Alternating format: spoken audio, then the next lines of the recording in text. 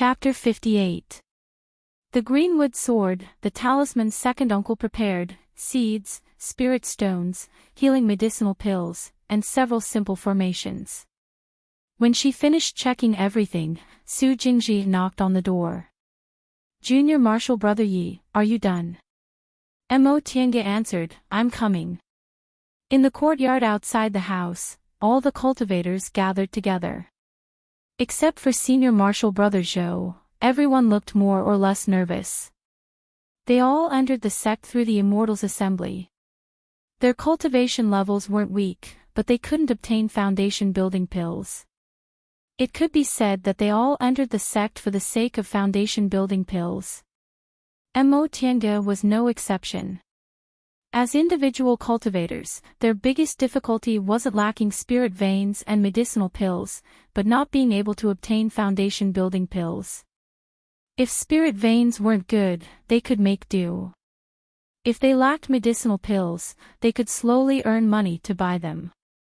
With enough opportunities and diligence, reaching the 10th layer of the aura refining realm wouldn't be too difficult.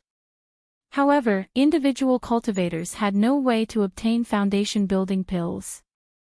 Cultivation groups and clans that had the ability to concoct foundation building pills basically wouldn't sell them. Only under some special circumstances would they sell them. Even so, their prices were still sky high. Every time they were sold for several thousand spirit stones, they simply couldn't be afforded by ordinary cultivators. Therefore, only by entering a sect would they have the opportunity to obtain foundation building pills and possibly build their foundation. Senior Marshal Brother Zhou glanced at them and said, I don't need to tell you how important today is. I think you all know it. Your future depends on your hard work today. Let's go. The venue of the minor competition was finally set at Zixia sect. No one was surprised by this result. Since Zixia sect deliberately wanted to show off, the result was bound to be like this. Yunwu sect, Zixia sect, and Jindao school were the three great cultivation groups in the eastern region of Kunwu. The three groups depended on each other and also restrained each other, maintaining a subtle relationship. In the past, there had been cases where one group was particularly powerful. Usually, at that time, that group would become the leader of the three groups. Judging from the current situation, Zixia sect was obviously pursuing this position. However, this had nothing to do with young aura refining disciples like them. No matter what happened to the higher-ups, they just needed to cultivate well and wouldn't be implicated. On the day of the minor competition, sect leader Fong appeared in front of everyone again. This time, he was even more cautious than during the competition in Miwu Valley. There were 5 core formation cultivators. In the entire Yunwu sect, there were only 7 or 8 core formation cultivators in total. Most of them, excluding those who were in closed-door meditation, were all here. Mo Tiange frowned inwardly. Apparently, this minor competition was just a name. Most likely, it was a competition between the three groups in private. It should be known that core formation cultivators normally wouldn't appear in front of ordinary disciples. They would only be able to see the sect head during events like joining the sect or the Miwu Valley competition. However, this was only a minor competition. It would be fine if it was just like the Miwu Valley competition, but there were actually 5 core formation cultivators accompanying them. It was clear that this wasn't a simple competition. It would take about 6 hours to travel from Yunwu sect to Zixia sect on a core formation Grandmaster's flying magic weapon, which was a bit further than Miwu Valley. By the time they arrived at Zixia sect, all the Yunwu sect disciples felt like their horizons had been broadened. Zixia sect was situated on top of a high mountain. This mountain was thousands of feet high and towered into the clouds. Neat and tidy jade steps stretched from the foot of the mountain all the way to the magnificent mountain gate. After that, there was a vast square and a lofty main hall. Looking down from the sky, Missouri Tiange had to admit that compared to Zixia sect's grandeur, Yunwu sect seemed a bit small. Zixia sect square was more than twice the size of Yunwu sect's. All the aura-refining disciples participating in the minor competition were in the square, but it didn't feel crowded at all. Several fighting rings were neatly placed in the middle of the square. The disciples of the three groups each occupied a corner. Jindao's school had the least number of disciples compared to last time. The number of Yunwu sect's disciples increased slightly, but Zixia sect's disciples were obviously the most numerous. The right side of the fighting ring was densely packed. After that, the disciples of the three groups drew lots. The total number of people was more than 1,000, so the time taken to draw lots was very long. Mo Tiange inadvertently raised her head and saw that the sect heads of the three groups weren't present. None of the core formation cultivators were present either. She confirmed her guess. It seemed today was indeed a competition between the three groups, and Zixia sect wanted to suppress the other two groups. The preliminary round of the minor competition began under the arrangement of the foundation building cultivators. The number Mo Tiange drew was number 347, which was in the middle. It was neither good nor bad. This time, they came together. After drawing lots, they went to their respective fighting rings. Mo Tiange's first opponent was number 348, an 8th-layer aura-refining disciple of Zixia sect. Her opponent's cultivation level wasn't high, and his magical power was also ordinary. Under her greenwood sword's attack, he admitted defeat in less than a quarter of an hour. She jumped off the fighting ring, feeling somewhat absent-minded. She didn't know why, but she felt restless ever since she arrived at Zixia sect. The first round of the competition ended one after another. Just as the foundation building cultivators were about to discuss how to proceed with the second round of the competition, a hall of Zixia sect not far from them suddenly collapsed with a loud rumble, emitting blazing flames. The aura-refining disciples in the square were in an uproar, and the foundation building cultivators' expressions changed greatly. From the ruins of that hall, several silhouettes rushed out. Each of them had a defensive magic barrier over their heads as they fought. They were obviously high-level cultivators. The spiritual aura pressure produced by their fights of magical power was extremely great, making it difficult for the aura-refining disciples to bear. Upon seeing this scene, a foundation-building cultivator from Yunwu sect suddenly raised his voice and shouted, "Yunwu sect's disciples, come here." The cultivators from Jindao School came to their senses and also shouted, "Jindao School's disciples, come here." The aura-refining disciples didn't understand what was going on, so they obeyed out of habit. In an instant, the square was thrown into chaos. The cultivators who were mixed together ran here and there, trampling on others from time to time. Amidst the chaos, Mo Tiange saw several familiar figures among the cultivators fighting with magical powers. Yunwu sect head Fang Dingyue, Zixia sect head Li, and Jindao School's sect head Jin were nowhere to be seen. Apparently, the three groups had a falling out. It was no wonder she felt restless just now. Those who studied formations were more sensitive to yin, yang, and the 5 elements, so they could occasionally sense bad luck. This was really bad. This was Zixia sect, and she was only an aura-refining disciple with meager strength. If Yunwu sect and Jindao School really had a falling out with Zixia sect, aura-refining disciples like her would be in danger. Mo Tiange's face turned pale when she thought about this. Li Mingzhang. You old fool. You actually plotted against me. Flying in the air, sect head Fang pointed at sect head Li and cursed loudly. Sect head Li smiled lightly. Fang Dingyue, now that things have come to this, you'd better admit defeat. As he spoke, he cast a glance at the square. If you admit defeat, I'll leave some incense for your Yunwu sect today. Otherwise, these future pillars of Yunwu sect will all be gone. Although his tone was flat, the threat was obvious. Sect head Fang immediately bristled with anger and sneered repeatedly. Don't be complacent. If I explode my gold core, your Xixia sect won't be able to keep its incense. When a gold core cultivator detonated his gold core, even a nascent soul cultivator would be injured. If Sect Head Fong was ruthless enough to destroy indiscriminately, perhaps not a single disciple from the three groups would survive in the square. Mo Tianga's palms suddenly broke out in cold sweat. She couldn't be that unlucky, could she? If she died in the internal strife between the three groups before even building her foundation, she'd really die with everlasting regret. Sect Head Li's expression remained unchanged. He smiled contemptuously and said, "Do you think we didn't guard against you when we dared to attack you? You might as well use your spiritual aura." Sect Head Fong's complexion suddenly turned blue. You dare to exterminate my Yunwu sect? Aren't you afraid that Elder Yen will come back and become hostile?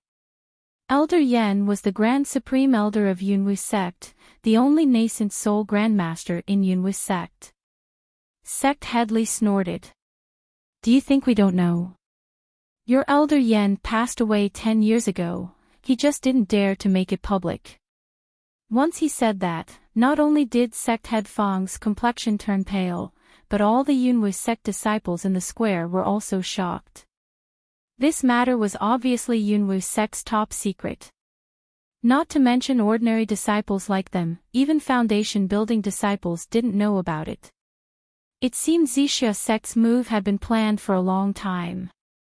Mo Tiange hid in the crowd, trying hard to think about the current situation. Since she was in Xixia sect, it was impossible for her to escape by herself.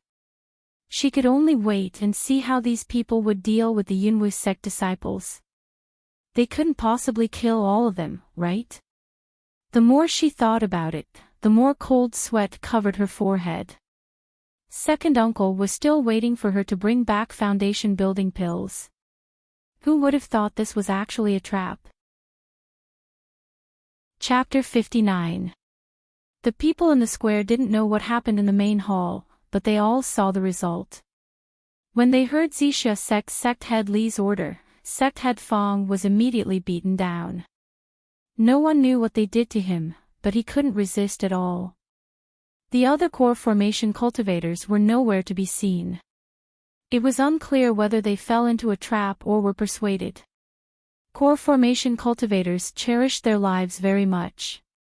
Even if their sect was destroyed, they might not necessarily be willing to risk their lives.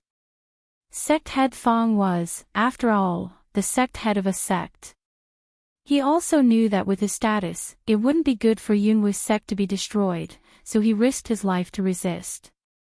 Now that Sect Head Fong was defeated and obviously wouldn't be spared, the Yunwu sect disciples in the square were all frightened and scared. Fong Dingyue, die in peace. Today, our Xixia sect will merge with the other three groups and from now on, will be the 8th Great Cultivation Group. Ha ha ha ha. Amidst the laughter, Sect Head Fong fell to the ground with a loud bang. A sorrowful and indignant shout came from the Yunwu sect disciples. Sect Head Li turned his head. Ruthlessness flashed in his eyes as he waved his sleeve.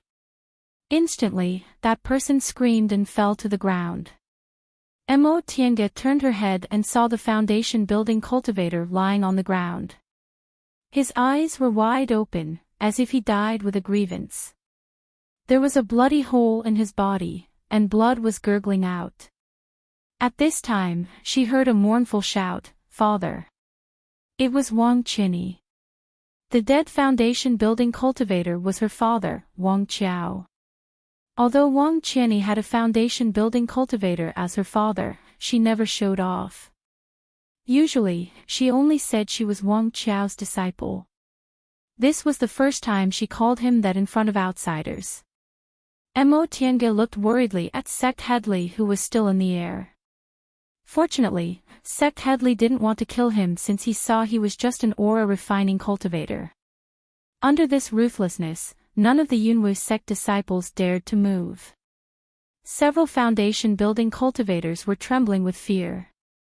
They didn't expect Li Mingzhong to be so cruel and merciless. Wang Qiao was killed right after he shouted. Sect Headley seemed very satisfied when he saw the silence below. He even smiled. Disciples, as you can see, Yunwu's sect is removed from East Kunwu from now on. If you join Zixia sect, you'll receive the same treatment as before, maybe even better. Otherwise. He glanced at the square and his gaze stopped on Wang Qiao's corpse. His meaning couldn't be more obvious.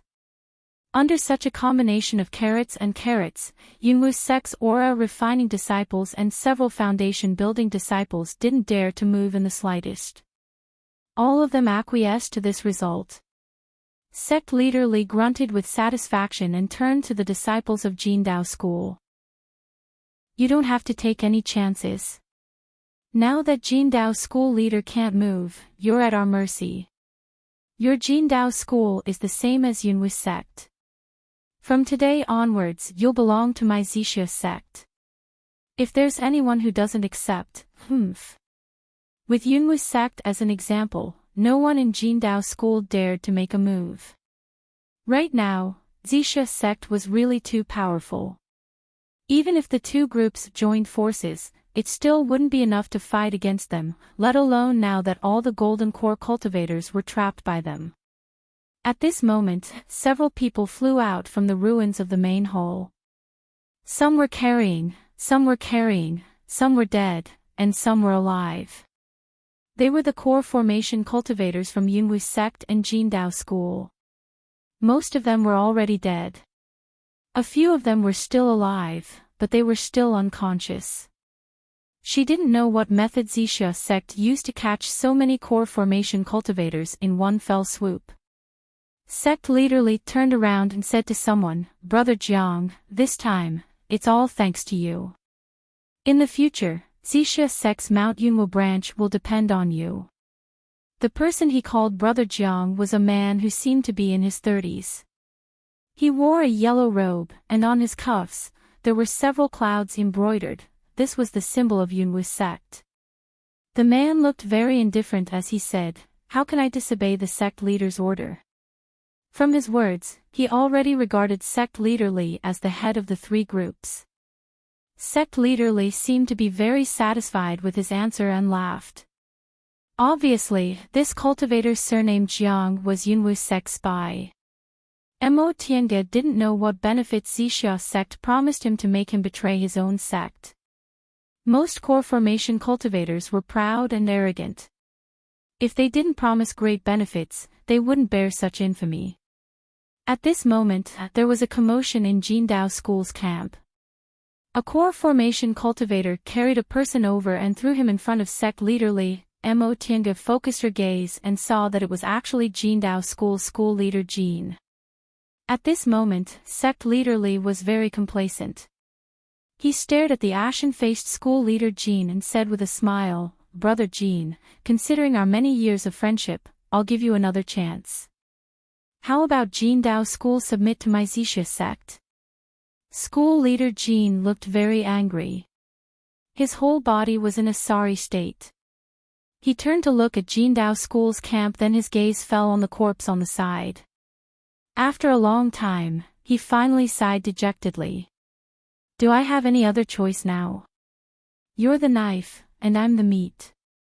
I can only let Brother Li make the decision. His words clearly showed that he had accepted his fate. Although everyone knew this, it was different when the sect leader personally said it. The disciples of Jindao School immediately gave up. The overall situation was set. Jindao School no longer existed. Sect leader Li revealed a satisfied smile. He raised his head and gazed into the distance. That'll do. Marshal Uncle Qian has given his order. Since these people have been subdued, it's time to deal with the remaining problems. Remaining problems. For a moment, Mo Tiange was puzzled. However, she saw sect leader Li give an order, leaving a core formation cultivator here. He then led everyone away, taking school leader Jean with him. It was only when their flight lights disappeared into the horizon that the aura-refining disciples in the square heaved sighs of relief. The spiritual aura pressure from so many core formation cultivators was really hard for them to bear. As soon as they left, the disciples of Zishia's sect were already talking and laughing happily. They naturally didn't know about such an important matter beforehand.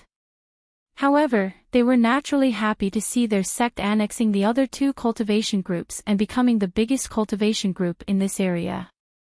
In contrast, the disciples of Yunwu's sect and Jindao school were all dispirited and anxious. Although sect leader Li wanted them to submit and not kill them, they were the ones who were annexed after all. Who knew what would happen in the future? Besides, most of them were disciples of cultivation clans attached to Yunwu's sect. They didn't know whether their clans would suffer a calamity because of this. If they did, their clans would be exterminated. The only remaining core formation cultivator was currently sitting cross-legged in the center of the square. Perhaps because the noise was too loud, he opened his eyes and shouted, "My sect's disciples can leave, but the disciples of Yunwu's sect and Jindao school are not allowed to leave even half a step." Once he said that, the square immediately became quiet. The disciples of Zishia's sect lowered their heads and left one after another.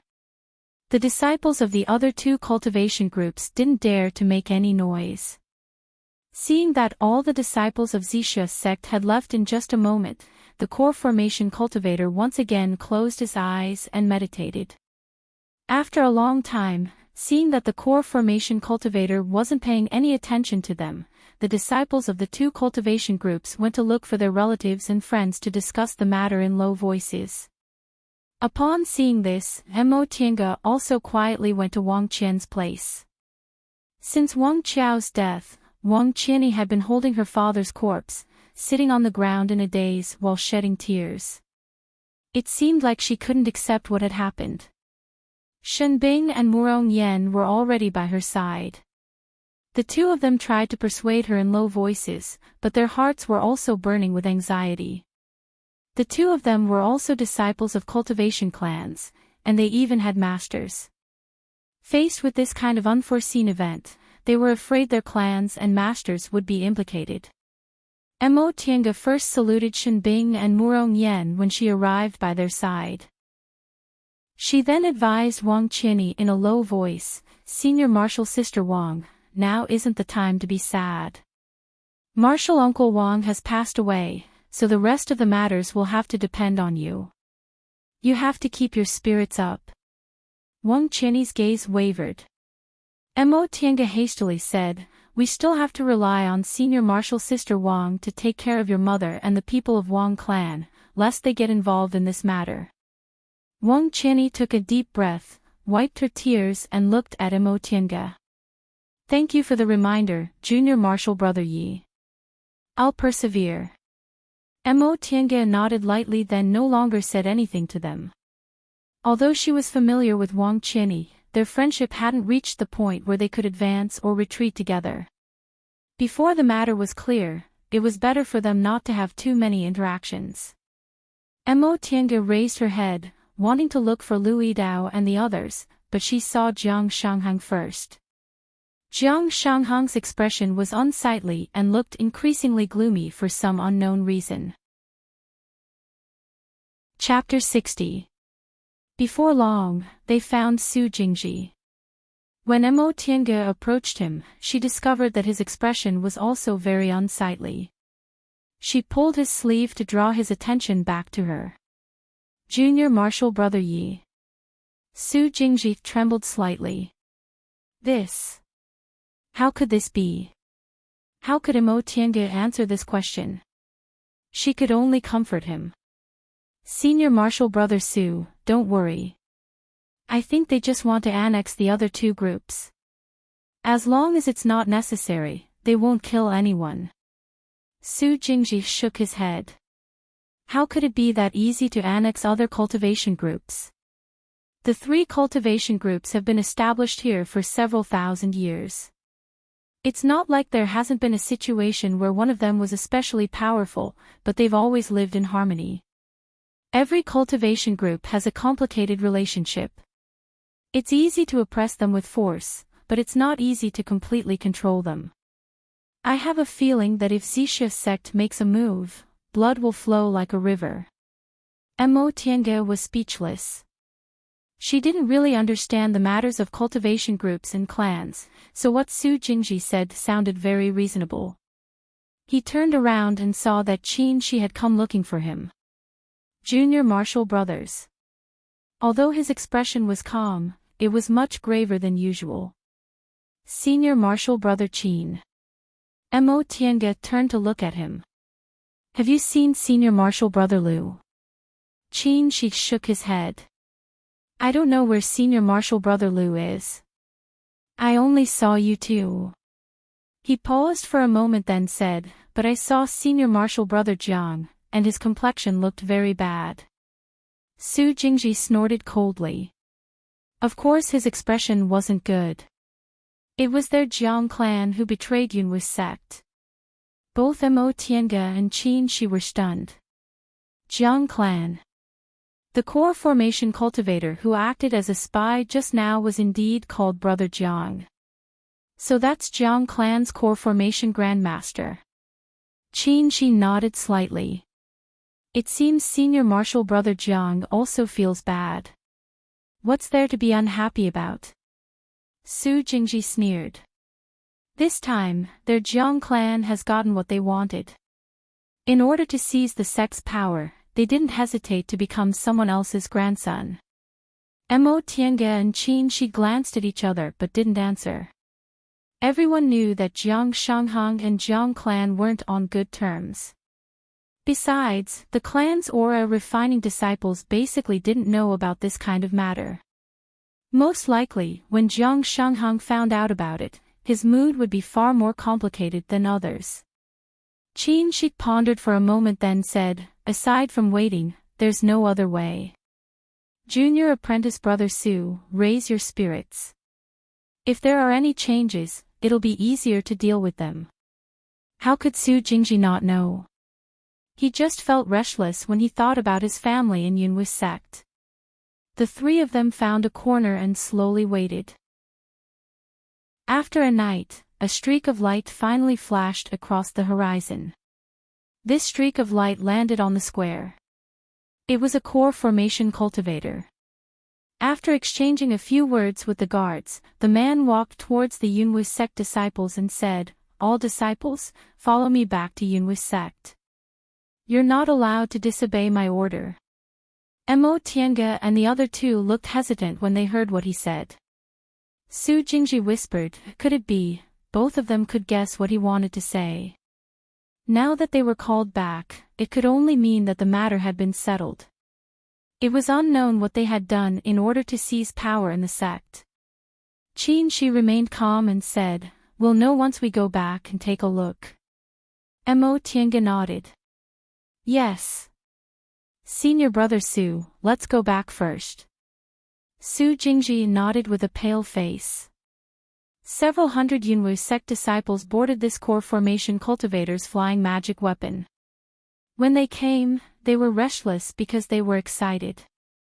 Now that they were going back, they were still restless because they were frightened. Although Mo Tiange wasn't as worried as Su Jingji, she was also afraid they might hurt innocent people during the fight. If the fight of magical powers between core formation cultivators destroyed Mount Yunwu's market square, second uncle would be in danger. His heart was burning with anxiety, and the journey of a few hours was especially long. After an unknown amount of time, the gate of Mount Yunwu finally appeared below. When they landed on Yunwu sect square, the core formation cultivator shouted, all disciples, return to your Immortal's caves. Don't go out at will. Naturally, no one dared to question him. The Yunwu sect disciples lowered their heads and left one after another. Even if they were worried about their family, they didn't dare to say anything. Mo Tiange glanced at the foot of the mountain. Everything seemed calm and there were no signs of fighting. Second uncle should be safe, right? When they returned to their residence, everyone didn't even have the mood to talk. They just sat in the small living room in a daze. Even Jiang Shanghang didn't return to his room. Like them, He was staring at the gate in a daze. They didn't know where Lu Yidao had gone. Even now, there was no trace of him. The longer Su Jingji waited, the more anxious he became. He stood up and started walking in circles in the living room. Jiang Shanghang finally slammed the teacup in his hand on the table with a loud bang and said in a rough voice, "Stop walking." This sentence gave Su Jingji a breakthrough in his depressed mood. He immediately stood still. His eyes seemed to be spitting fire. After a long time, he finally straightened his neck and said, "What did you say?" Jiang Shanghang said in a muffled voice, "You're making me dizzy." Su Jingji paused for a while, then suddenly took a step forward. He gnashed his teeth and said, "You still dare to talk? It's all your Jiang clan's fault. As elders of Yunwu sect, you actually colluded with outsiders. You still have the face to talk." Jiang Shanghang's complexion turned pale, but in the next second, he stood up with a flushed face. "What does it have to do with me? What kind of people do you think the others are? It's your Su clan. It's just that you don't have the ability. Otherwise, who knows who would have betrayed you?" "You." Su Jingji's expression changed greatly. He rushed forward, grabbed Jiang Shanghang's collar and was about to punch him. How could Jiang Shanghang be willing to show weakness? Without saying a word, the two of them started to fight. Mo Tiange's mind was in a mess, but seeing them like this, she had no choice but to stop them. However, she still had misgivings and didn't dare to have too much contact with them. Since she couldn't pull them away, she could only cast a pleading gaze towards Qin Shi, who was still sitting motionlessly. Qin Shi shook his head at her. Mo Tiange didn't understand. What does he mean? Don't care. Qin Shi sighed and pointed at the seat next to him. He waited until she hesitantly came over and sat down before he said, "The two of them are in a bad mood. It's good for them to vent their feelings by fighting. Don't worry. You see, they aren't using any spiritual aura, so they can't hurt anyone." "Really?" She turned around and saw that the two of them had finally gotten into a tussle. They were punching and kicking like mortals in the secular world, completely disorderly. After a long time, the two of them were tired and finally stopped. However, both of them were badly battered and gasping for breath. Mo Tiange sighed and helped Su Jingji up. "Senior Martial Brother Su, I won't help you treat your injuries. You should look at yourself in the mirror." Su Jingji sat on a chair and smiled bitterly. "Junior Martial Brother Yi, you're still telling jokes at this time. What can I do if I don't tell jokes?" Mo Tiange stared at the tranquil scene outside the room. "We can't do anything." Right at that moment, someone hurriedly walked into the courtyard. Su Jingji was pleasantly surprised. "It's Senior Martial Brother Lu." Everyone crowded around him. Lu Yidao was startled the moment he entered the room. Su Jingji couldn't help but ask, "Senior Martial Brother Lu, what happened? Where did you go?" Lu Yidao looked at them and smiled bitterly. "I was left behind in Zishia's sect and just came back." He saw the bruises on Su Jingji's and Jiang Shanghang's faces. "Junior Martial Brothers, what happened?"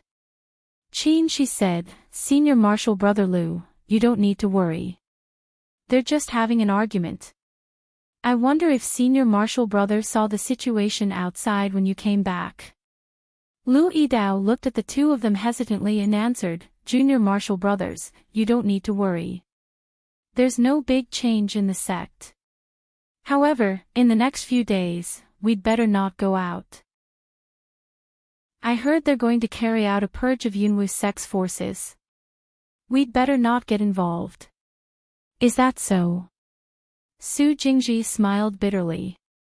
"I wonder how my family is. If there's nothing going on, they should have sent us a message." Lu Yidao comforted him.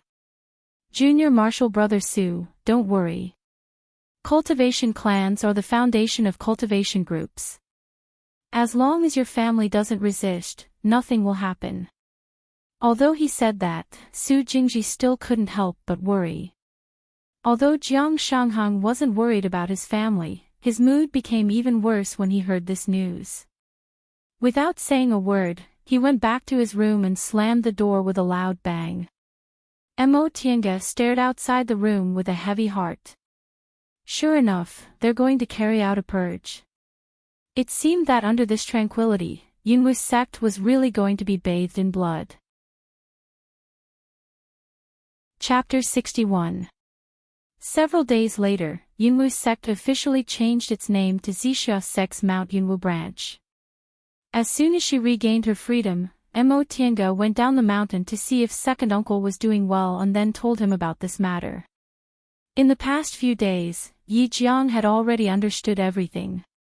He only said to her, just concentrate on cultivating. You don't need to care about this kind of thing. As long as you can build your foundation, it doesn't matter which cultivation group you're in. In all fairness, Mo Tiange didn't have any feelings for cultivation groups. In the past 10 years, it was second uncle who took her to wander around, devoted himself to raising her. Yunwu's sect didn't do anything for her, and she didn't have too many feelings for Yunwu's sect either. In the entire celestial pole, or in the entire cultivation world, most people were this practical. Now that she was in the 10th layer of the aura refining realm, she could already abstain from eating, so she simply stayed in her room to stabilize her cultivation level and study formations. She hadn't had time to study the Qimen Duanjia she obtained in Miwu Valley 2 years ago. Now was the perfect time to carefully study it. During the time she stayed in her room, the influence of the annexation of the sect became greater and greater. Zixia sect sent several core formation cultivators to take over. Now, there was no sect head of Yunwu sect, only the master of Mount Yunwu, and the master of this branch was precisely the core formation cultivator from Jiang clan. Of course, this didn't have much to do with Jiang Shanghang. He wasn't close to his sect and had a grudge against Jiang Qingxian. It was already good enough that he wasn't bullied, so how could he enjoy any special treatment? Apart from Jiang clan, none of the other core formation cultivators escaped this calamity. Even their clans were implicated. Moreover, most of the sect's disciples came from cultivation clans. Because of threats and promises, disciples died every day because of this, causing everyone to live in fear every day. Normally, the individual cultivators who entered the sect through the Immortal's assembly shouldn't be affected too much, but several disciples were implicated and died. Fortunately, Su Jingji wasn't among them. Later, Mo Tiange heard that Wang Qianyi married a junior of a core formation cultivator from Zixia sect and went to Zixia sect. Because of this, Wang clan was spared and was no longer investigated. Mo Tiange could only sigh about this. As a woman, her body was her last asset. Senior Marshal Sister Wang was a proud woman. Although her father was a foundation-building cultivator, she was never proud and always treated others kindly. But in the end, she couldn't protect herself. Mo Tiange recalled when she ran into Shenbing and Mo Tiange in Miwu Valley. Mo Tiange mentioned that she was verbally harassed by Shenbing. Although Shenbing was angry, she tolerated it, but Mo Tiange cursed at her. Mo Tiange also recalled that today, she was forced to marry the hedonistic son of a rich family she despised the most. She really had no control over her own fate. After a while, she heard that Shenbing was forced to become sect head Li's son's concubine.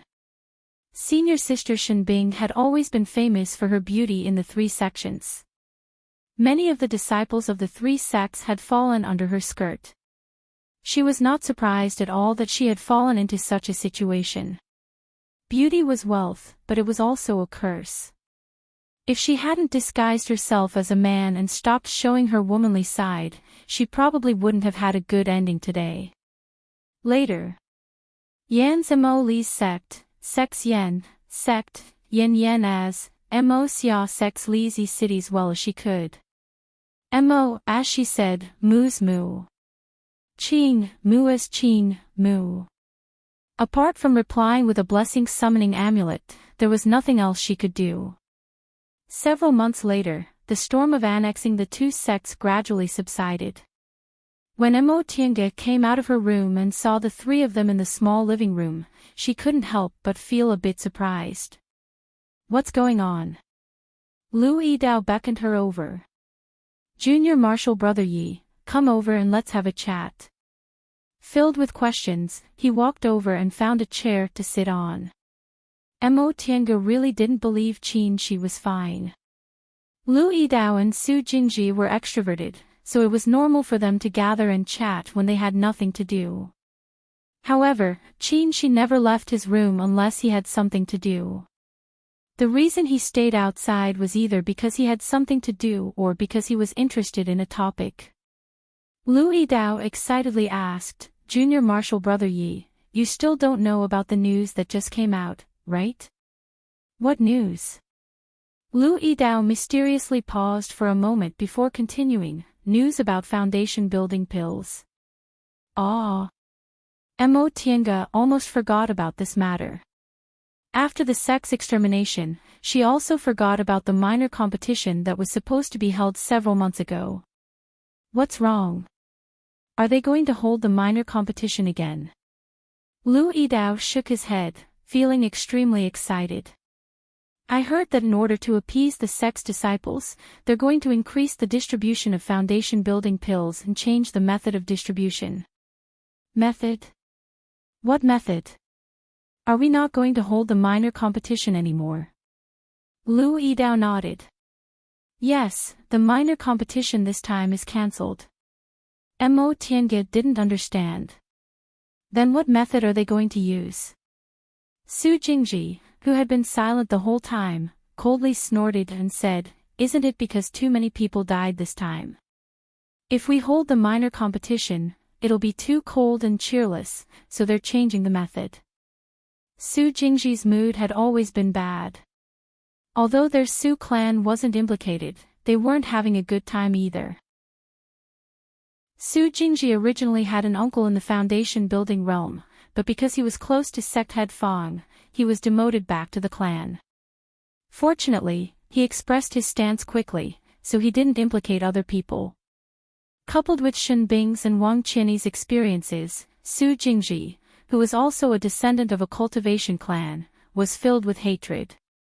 Upon seeing his reaction, Qin Shi coughed and said, Junior Marshal Brother Su, it's better for you to calm down a bit.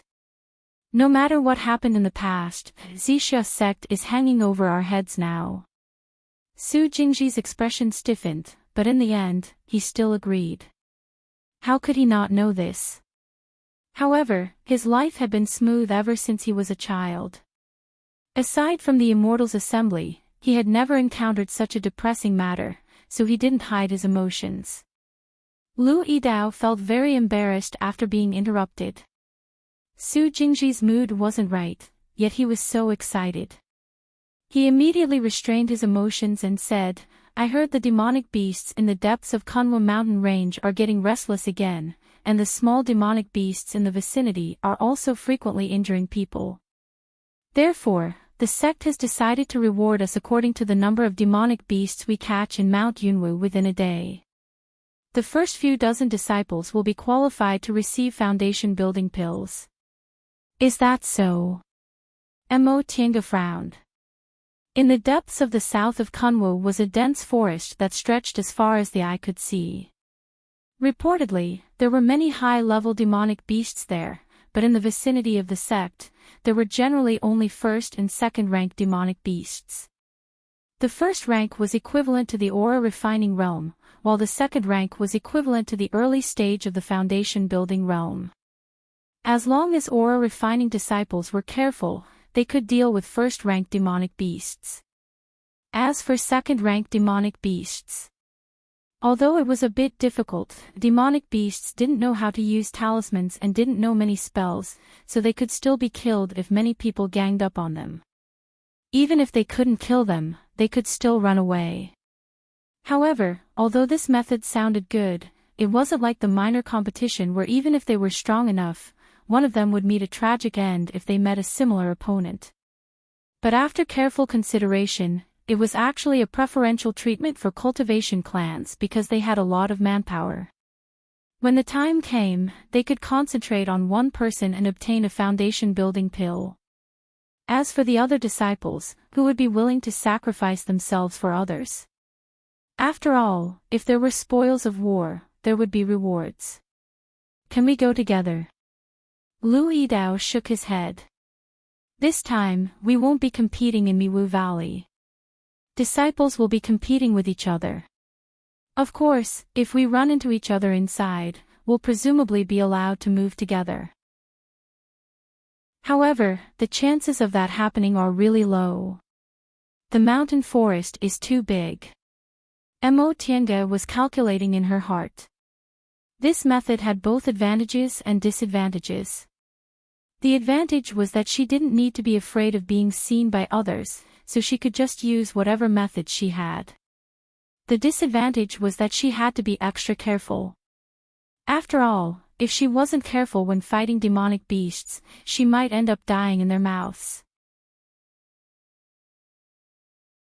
Chapter 62. The vast forest stretched as far as the eye could see. It was verdant and lush, stretching for thousands of miles. Mo Tiange stood on top of a high cliff, silently watching. This was the southern end of Kunwu mountain range, a part of the forest. Countless demonic beasts lived here. Some were tamed by cultivators and became spiritual beasts, but most of them lived freely in this forest, cultivating and taking human forms. It was said that in the innermost part of the forest, near the sea, lived many demonic beasts that had already taken human forms. They generally didn't go out of the forest, but every once in a while, they couldn't help but want to order low-level demonic beasts to attack and occupy the areas where human cultivators lived. Of course, they couldn't occupy those areas under normal circumstances. However, they could obtain a lot of medicinal pills to help their cultivation every time they came here, so they were very happy. Every time this happened, it was a gamble. Sometimes the human cultivators suffered heavy losses, but sometimes they obtained a lot of good demonic beast corpses to be used as tool refining materials. Mo Tiange had never encountered this kind of situation. She was only a low-level cultivator and had only been in Kunwu for 10 years. The last time she fought against demonic beasts was at least 50 or 60 years ago. Standing on this high cliff with her were a core formation cultivator, more than 10 foundation building cultivators, and several hundred aura refining cultivators. The consequences of Zixia sect annexing Yunwu's sect could already be seen. In the last minor competition, Yunwu's sect had more than 400 disciples in the 7th layer or above, but now, there were probably less than 300, maybe even fewer. Among these cultivators, Mo Tiange didn't see many familiar figures. Senior Martial Brother Zhou didn't come because, with his cultivation level in the 11th layer of the aura refining realm, he would definitely get a share of the foundation building pills. Since the sect had just suffered a disaster, he didn't want to attract attention, so he simply didn't participate. Wang Qianyi and Shen Bing also didn't come. The two of them went to Zixia sect's main branch, and it was said that they had already decided to get a share of the foundation building pills. Because of this, Mo Tiange felt a little better. At least the two of them weren't making unnecessary sacrifices. Murong Yan, on the other hand, came. She looked pale and skinny, standing alone in the crowd. Her face was expressionless, and her original beauty was completely gone. Seeing her appearance, Mo Tiange sighed in her heart. This was also good. At least, she wouldn't follow in Wang Qianyi and Shen Bing's footsteps. Not long after, another group of people flew over from the horizon and landed on this flat cliff. They were Jin Dao School's disciples. Just like Yunwu's sect, although they didn't change the color of their clothes, they added the symbol of Zixia sect. At a rough glance, there were only about 100 Jin Dao School disciples. Apparently, they had also gone through a purge. Everyone had a distracted expression on their faces. Fighting over foundation building pills was something like that, yet none of them looked excited. Obviously, what they saw was even more miserable than what Yunwu's sex disciples experienced. The core formation cultivator leading them was a Daoist priest dressed in secular clothes. Because of this, Mo Tiange stared at him a few more times. Although the righteous cultivators in the immortal cultivation world all practiced Dao techniques, many of them dressed as Daoists, which was different from the secular world. Most of the Daoists in the secular world wore cyan or dark blue buttoned robes, which were thick and heavy without any sense of hierarchy.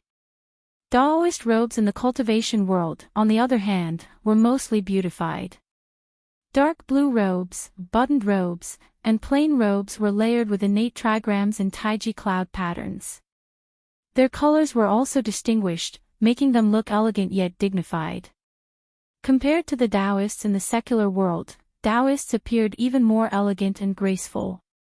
Therefore, they rarely wore secular Daoist robes because they couldn't show the temperament of cultivators. The Daoist in front of her was obviously a core formation cultivator, but he didn't care about what he wore at all. It was obvious that he had a firm Dao heart. Once this person arrived, the current branch master of Yunwu Mountain greeted him enthusiastically, "Senior Marshal Brother Lin, long time no see." This Daoist didn't give him any face. He only let out a soft, humph, then closed his eyes to rest. Branch Master Jiang was snubbed, so he looked a little embarrassed. Mo Tiange saw that some of the Yunwu sect disciples, such as Su Jingji, were secretly pleased. Jiang Shangheng, on the other hand, looked annoyed. It seemed he couldn't bear to see his elder's behavior. He stared at a cultivator next to Branch Master Jiang, hatred flashing across his face. Mo Tiange realized that person was Jiang Qingxian, a disciple of Jiang clan who once bullied her. This Jiang Qingxian seemed to be Branch Master Jiang's direct descendant. He always followed Branch Master Jiang, and there was a complacent expression on his face. Although Mo Tiange wasn't close to Jiang Shangheng, upon seeing this scene, she still somewhat despised Jiang Qingxian. He was a hedonistic son of a rich family who relied on his blood relationship with his elder to commit outrages. He didn't concentrate on cultivating and didn't have any real skills. It was no wonder Jiang Shangheng didn't like him. After a while, another group of people flew over from the horizon. The number of people was much more than the number of their two groups. They were Zixia sect's disciples. The cultivator who led Zixia sect's group was rather good-natured. He was also indifferent to Branch Master Jiang, but he was very polite to that Daoist. After the three of them talked for a while, they each used their magic weapons. In an instant, a transporting formation appeared out of thin air. It seemed to be the same technique as the one in Miwu Valley. Presumably, it had been used to test the disciples before. All disciples, go in one by one. No pushing. After experiencing the calamity that befell their sect, the disciples of Yunwu's sect and Jindao school were naturally quiet. On the other hand, Zixia sect's disciples were beaming with joy and rushed to go in first. The disciples of the other two groups also didn't care and just waited. Mo Tiange looked left and right. Among her fellow martial brothers, Lu Yidao was itching to try, Su Jingji had a calm expression, Qin Shi still had a calm expression, and Jiang Shangheng had a deep frown on his face. She touched her face and felt that it was a bit stiff, so she slowed down her breathing and adjusted her mentality. She was determined to obtain the foundation building pill. In the future, if she couldn't stand Zixia sect's way of doing things, she could find an excuse to leave the mountain and never come back. Zixia sect didn't have time to care about a low-level disciple. Before that, it would be best if she could obtain the foundation building pill in the sect and build her foundation. Otherwise, with only her aura refining cultivation level and second uncle's lifespan approaching its end, she wouldn't dare to casually leave. As her imagination ran wild, she suddenly noticed that Su Jingji, who was the closest to her, seemed to be trembling. Mo Tiange called out in a low voice, "Senior Marshal Brother Su." Su Jingji turned his head. His face was so pale that he was sweating profusely. His voice was also trembling slightly. Mo Tiange sighed. "We haven't gone in yet. Don't collapse." Upon hearing what she said, Su Jingji hastily wiped his sweat and pretended that nothing had happened.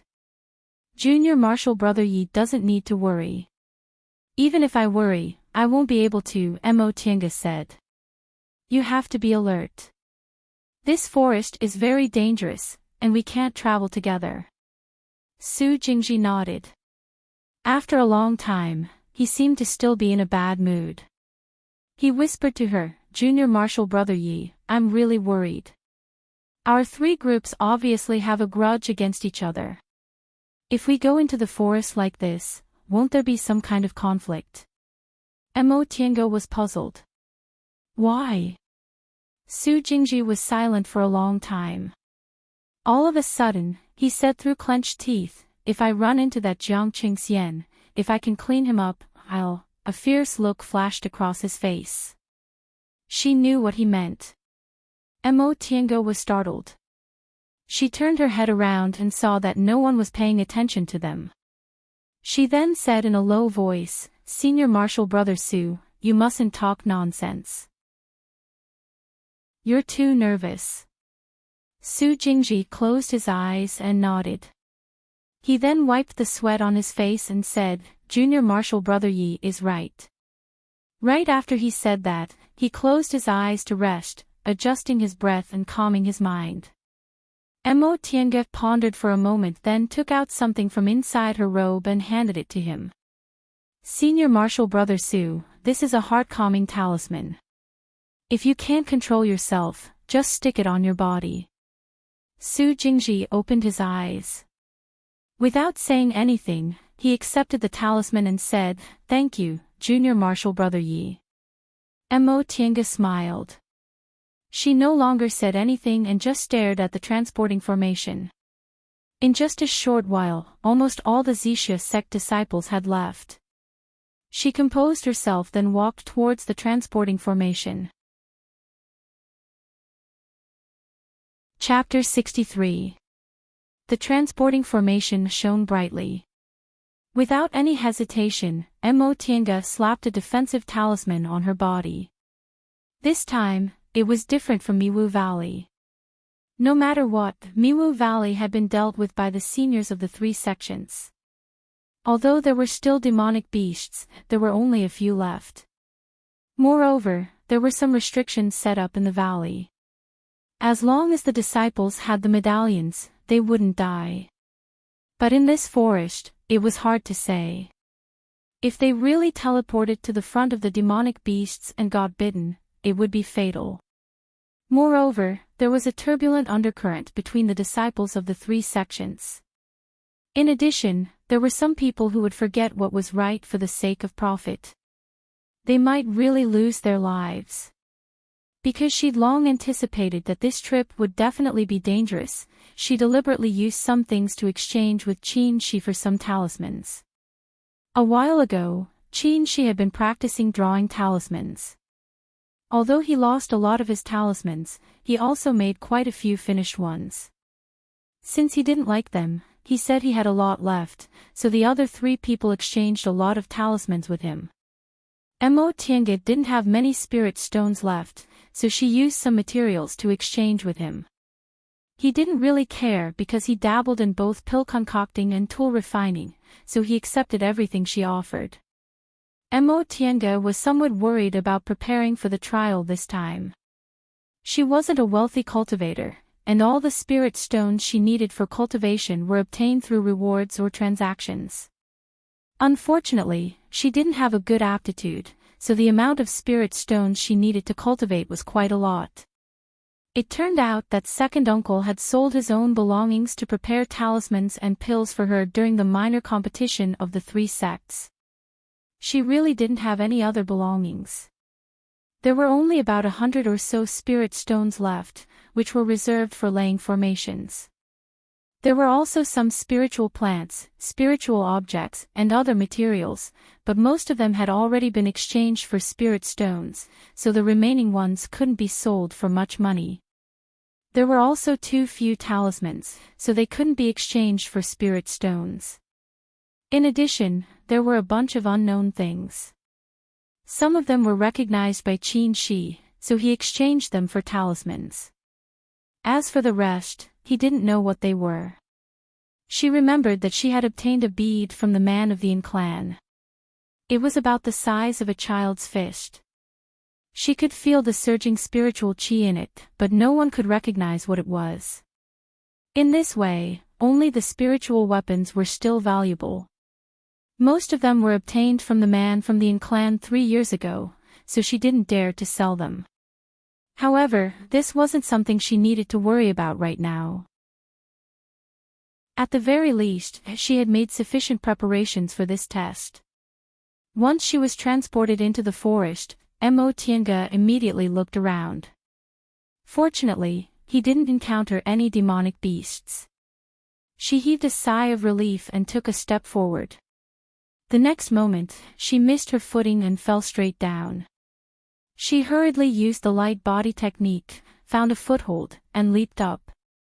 This was a steep slope. Because there were too many vines, it looked like solid ground in front, but it was actually just vines attached to it. She slapped her forehead. It was really a false alarm.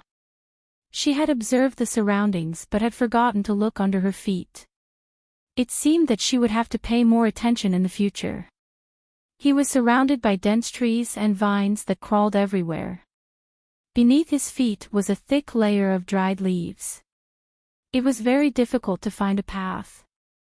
From inside her robe, Mo Tiange took out a jade slip engraved with a map of this place. However, this map was too rough, and there was no reference nearby, so she simply couldn't find it. She could only give up. She carefully restrained her breath, took out her greenwood sword, and walked through the forest. There was an advantage to being here, and that was that she cultivated a wood-attributed cultivation technique. In this forest, the wood qi was dense, and the power of her cultivation technique would be even greater. Suddenly, she felt a spiritual aura movement behind her. Mo Tiange, who had been observing her surroundings attentively, immediately moved. She blocked with her greenwood sword and turned around to see her opponent.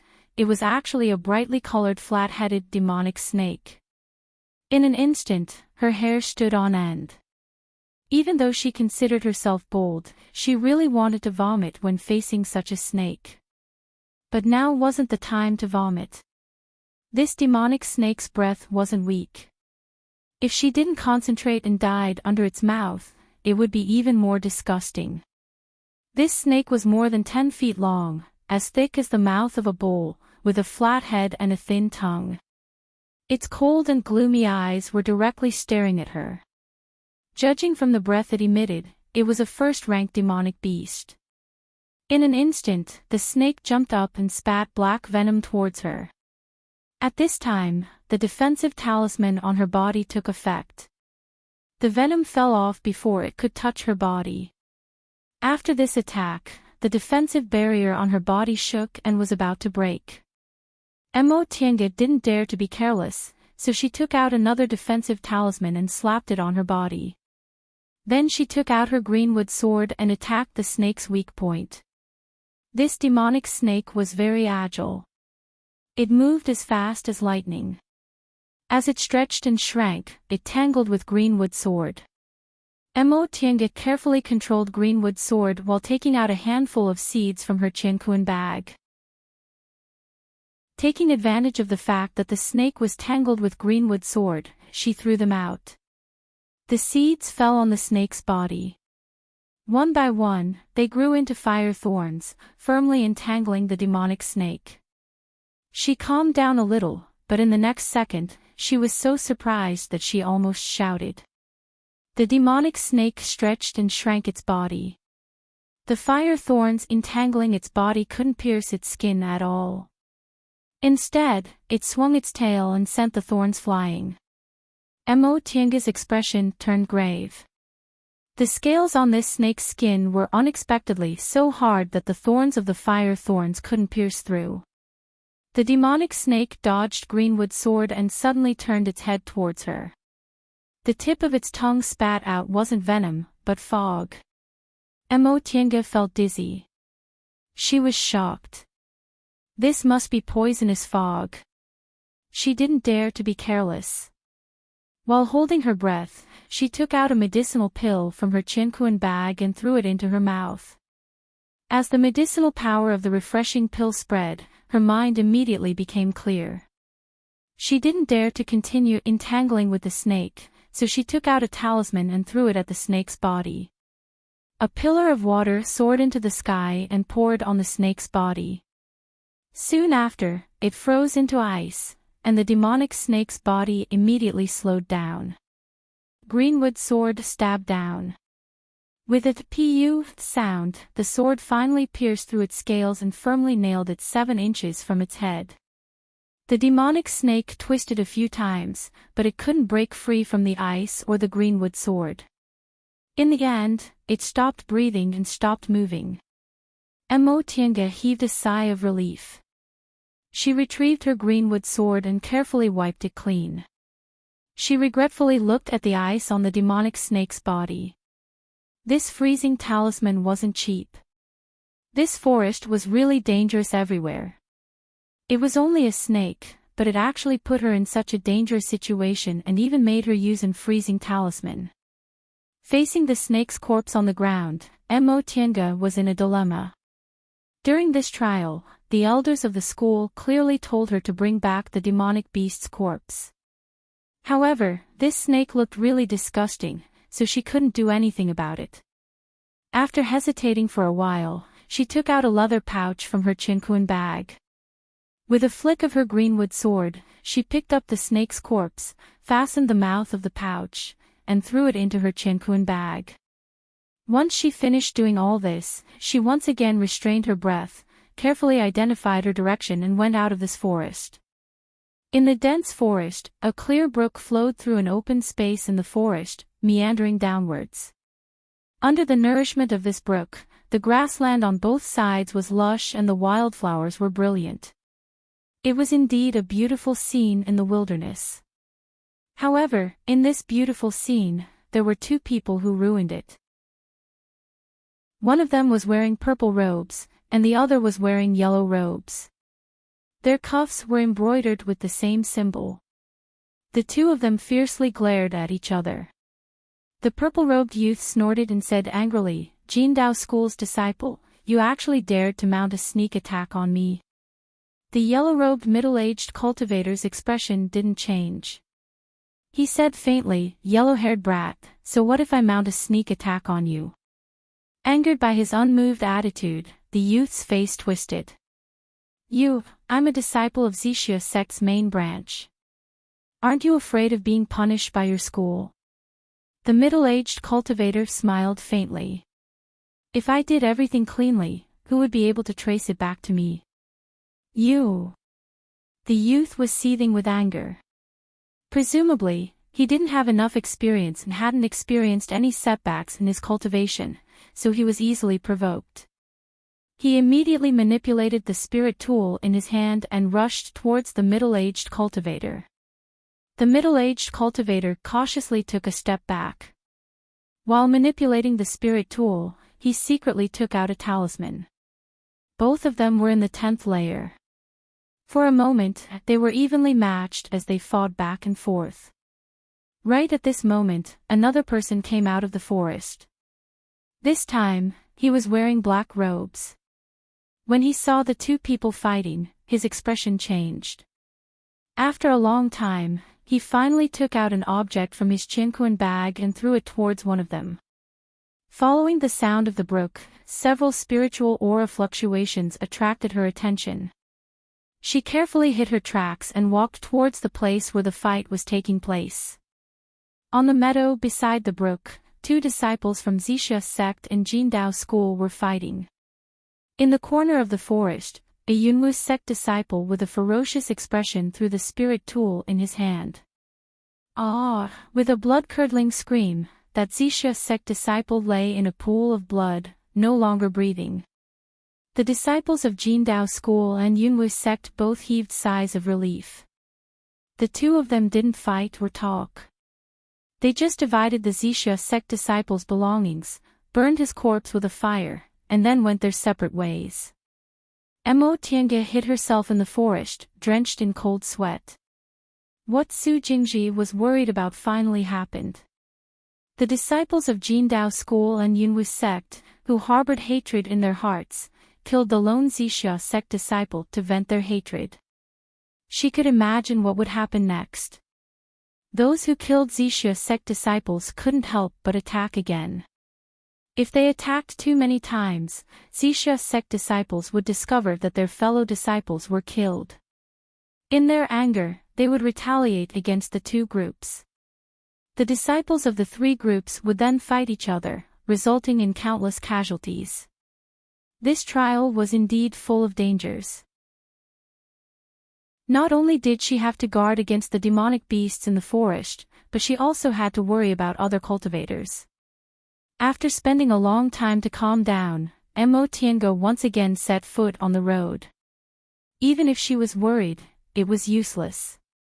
She could only carefully avoid them because the formation at the exit would only open after one day, and she was determined to obtain the foundation building pill. Chapter 64. Once she found the stream, Mo Tiange could finally distinguish her position on the map. Then, in order to deliberately avoid others, she carefully studied a route. Fortunately, the information stated roughly what was in each place, and each disciple had a copy of the map. By finding a place that no one liked, she could naturally avoid most people. If someone was unlucky enough to be teleported to that place, he or she would probably leave. The place she found was dangerous in the eyes of ordinary people. There were cliffs, abysses, and a poisonous spring that emitted poisonous fog all year round. The map indicated that this place wasn't good. It wasn't easy to walk, and there weren't any demonic beasts that were easy to kill. However, there were some demonic monkeys that lived in groups, which were quite troublesome. Mo Tiange thought about it. It wasn't easy to walk, so she just had to be careful. After all, she wasn't an ordinary person, so she wouldn't encounter any accidents. As for those demonic monkeys that lived in groups, they were suitable for her. She was good at formations, and first-rank demonic beasts couldn't recognize them. She just needed to find a suitable place to lay a disorienting formation and lure the monkeys inside. Then, she wouldn't be afraid no matter how many monkeys there were. After making up her mind, she walked smoothly. Although her breath-concealing technique wasn't brilliant, the divine sense of an aura-refining cultivator wasn't strong, so very few people could detect her. Soon, she arrived at the place indicated on the map. Mo Tiange took a look and unconsciously frowned. This place was indeed as the information said. It was a disgusting place. Probably because of the poisonous spring, there was poisonous fog as soon as she approached. The shrubs were so dense that there wasn't even a path, and most of them were poisonous. It was obviously daytime, but this place was gray and overcast. She couldn't see the sky at all. Without a better choice, Mo Tiange could only brace herself and go. After sweeping this area with her divine sense, she had a general understanding of the terrain and also found the position of the demonic monkeys. There were many faint spiritual aura fluctuations on the edge of the poisonous spring. The divine sense of an aura-refining cultivator wasn't strong, so it was difficult to sense the spiritual aura fluctuations of a single low-rank demonic beast. However, when they gathered together, it was very easy to distinguish them. She swallowed a refreshing pill to prevent the poisonous fog from affecting her. Then, she laid a simple disorienting formation and a spirit-trapping formation in a place that wasn't too far from her. As its name suggested, the spirit-trapping formation's main function was to make people lose their way. Once they entered the formation, they would keep walking in circles and couldn't get out. The spirit trapping formation's purpose was to deal with people or beasts with spiritual aura. Once they entered the formation, their spiritual aura would run slower. Generally, this formation would be placed in cultivators' caves to prevent others from breaking in. These two formations were not enough. After thinking for a while, she set up another 5 elements life and death formation. This formation was more troublesome than the previous two, but she had been studying the formation book some time ago and had modified this formation. It could be used for both offense and defense, so it was safer to use it. After Moge's spiritual aura state, she adjusted it, she to defend. And attack. To be. She. And to Mo, she to. To, she, to. She to, she. Mo, and to her. She to, into to her to the spirit. With. Mo spirit to Mo demon. First-rank demonic beasts weren't much smarter than ordinary beasts. They didn't know how to think and acted according to their instincts. Soon, their figures appeared in the poisonous fog. Sensing the sudden provocative aura, these demonic monkeys pounced towards Mo Tienga's location without the slightest hesitation. However, before they could even get close to her, they began to run in circles. The group of monkeys formed a circle and chased each other, running in circles from head to tail. It looked interesting, but Mo Tienga didn't dare to be careless. She waved the formation flag in her hand. The formation was instantly filled with quicksand and fire. The group of monkeys squeaked. They ran left and right, but they couldn't escape no matter how hard they tried. They were burned by the fire, so they ran and trampled on each other. Mo Tienga waved the formation flag again. Many stones fell from the formation. The group of monkeys had nowhere to hide and died under the stones. Mo Tienga breathed a sigh of relief when all the demonic monkeys were killed. Aura refining cultivators wouldn't be able to deal with so many first-rank demonic beasts if they hadn't set traps in advance. Although they were successfully killed, she still spent a lot of spiritual aura. The ability of aura refining cultivators was too low. They couldn't use multiple spirit tools at the same time, nor could they maintain a fight of magical power for a long time. Even magic weapons without cultivation level restrictions couldn't display much of their power. The more she cultivated, the more eager she was to build her foundation. After recovering her spiritual aura, Mo Tienga stood up and cleaned up the mess. There were about 20 to 30 monkeys in the group just now. Presumably, there would be a chaotic fight in this mountain forest, so the number of demonic beasts they killed wouldn't be many. These demonic beasts were enough to exchange for a foundation building pill. Therefore, after stuffing the corpses of the demonic monkeys into her chinkuan bag, she sat in the formation and meditated. She didn't plan to kill any more demonic beasts. Her goal was only to obtain a foundation building pill. She didn't want to lose her life, nor did she want to be in the limelight. While she was meditating leisurely, a monstrous wave was set off in this mountain forest. The first Xixia sect disciple who was killed wasn't discovered, but it wasn't just 1 or 2 people who had this idea. Soon, other people also made their moves.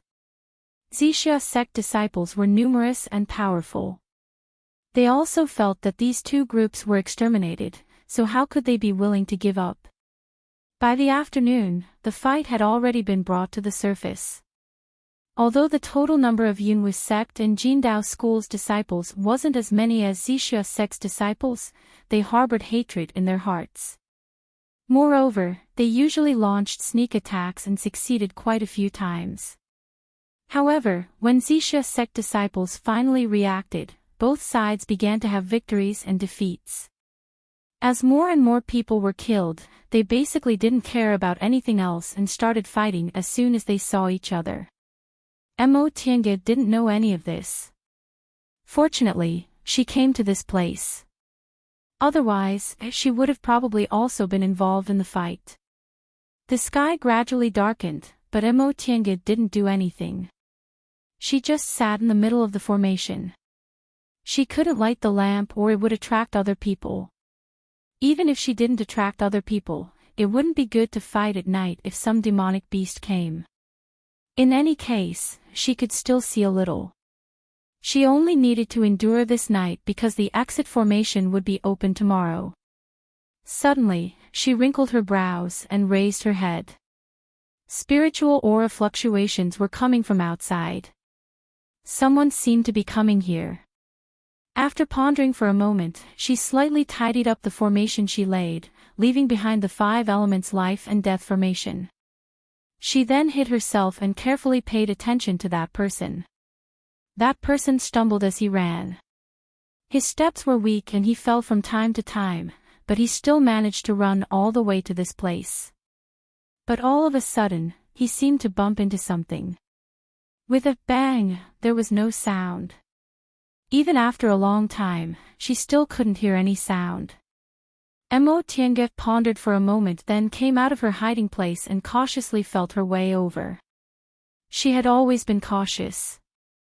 Now that she had a defensive spell on her body and greenwood sword in her hand, she could deal with this person even if he suddenly launched an attack. Therefore, she decided to go and take a look. Not far from her, there was a person lying motionless on the ground. The sky was too dark, so she couldn't see him clearly. She could only vaguely see that he was wearing black clothes. Emotianga felt a bit relieved. She went over to take a look. Sure enough, it was a young Yunwu sect disciple. Senior Martial Brother, Senior Martial Brother. She gently pushed the person. After a long time, the person finally reacted. He raised his head with difficulty and said in a low voice, "Junior Martial Sister, help me." Emotianga was dumbfounded. Junior Martial Sister. Before she could think of anything, the person's head tilted to one side and he fainted again. After thinking for a moment, she still helped the person into the formation she laid. She didn't know this person. Yunwu's sect had so many aura-refining disciples, but she only knew a few of them. Even the people in the other rooms in the courtyard only looked familiar to her, so she didn't remember this person at all. However, since they were both Yunwu's sect disciples and there wasn't any trouble, she could lend him a hand. She then inserted her spiritual aura into the person's body to examine his injuries. After circulating her spiritual aura through the person's meridians, Emotianga felt a bit relieved. The injuries on his body were very serious, but his meridians weren't damaged, so it was actually easy. After thinking for a moment, she took out medicinal pills from inside her robe and fed him a refreshing pill to prevent the poisonous fog from entering his body. She then fed him an aura-nourishing pill. A refreshing pill was only an ordinary antidote pill, it wasn't a precious medicine. As for healing medicinal pills, she did have small reversion pills on her, but they were expensive. Even foundation-building cultivators could use them. Giving them to an aura-refining cultivator she didn't know would be a bit wasteful. Besides, she didn't know this person at all, so giving him something precious was a bit too kind. Kindness had to be done appropriately to make people feel grateful and not greedy. This was the principle second uncle taught her. Not long after, the man groaned and seemed to have woken up. Emotianga said, "Senior Martial Brother, are you feeling better?" The person opened his eyes, struggled to sit up and forced a smile. "Junior Martial Brother. Thank you. If I didn't run into you, I would have lost my life today." Emotianga said faintly, "Senior Martial Brother, you don't have to be so polite. It was nothing." The person nodded and took out a jade bottle from inside his robe. After swallowing several medicinal pills, he handed the jade bottle to Emotianga. "I don't dare to let Junior Martial Brother suffer any losses." Emotianga didn't stand on ceremony and took the bottle. This was also a rule in the cultivation world.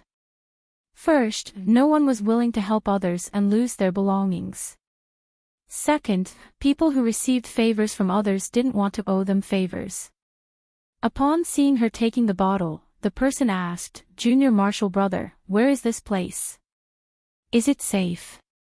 Enchanting said, "This is the poisonous spring in the northwest." The person must have known about this place, so he immediately heaved a sigh of relief. "That's good. Presumably, no one will come here." After a pause, he greeted her again. "I'm Murongzi. May I ask how I should address Junior Marshall brother?" Since he said "I am" instead of "I'm," he was obviously a well-known figure among aura refining disciples. Enchanting had indeed heard of this name before. Murongzi was the disciple who persisted until the end with Senior Marshall brother Zhou and the others in Miwu Valley's trial 2 years ago. At the same time, he was also Murongyan's clan brother. Together with her, he became a disciple of the foundation-building cultivator Lin Qingwan. He was the Senior Marshall brother Murongyan mentioned who guarded the medicinal garden and provided seeds. This Senior Marshall brother was indeed quite famous among the aura refining disciples. Because she and Murongyan could be considered friends, Enchanting was a bit polite. "So it's Senior Marshall brother Murong. My name is Yi Xiaotian. I'm an old acquaintance of Senior Marshall sister Murong." Murongzi let out a soft "ah," then said, "So it's you. I heard Xiaoyan mention you before." He looked her up and down then revealed a smile. "No wonder I thought you were a Junior Marshall sister in a daze just now." Enchanting originally had doubts, so she naturally asked, "Why is that?" Murongzi pursed his lips and said with a smile, "Because Xiaoyan said it's a pity you're a man. Your figure and appearance are more suitable to be a woman." Enchanting was instantly speechless. Aside from Su Jingji, Murongyan also liked to tease her. She said she was thin and small and had a girlish appearance, so it would be good if she was a woman and so on. When she thought of Murongyan, she couldn't help but sigh. The Murongyan who loved to laugh and play around had already disappeared. Murongzi noticed something was wrong with her expression and thought she didn't like people saying she had a girlish appearance, so he changed the topic. "Junior Marshall brother Yi, did you meet anyone from Zixia sect here?" Enchanting shook her head. "No." Judging from Murongzi's expression, something seemed to have happened, so she asked, "Did Senior Marshall brother Murong encounter something?" This question made Murongzi sigh. He then said, "Junior Marshall brother Yi, you've always been here, so you probably don't know the disciples of the 3 groups have already started fighting." In fact, Enchanting had long foreseen this, but she didn't say it out loud and just pretended she didn't know. "Really? What's going on?" "I don't know how it started.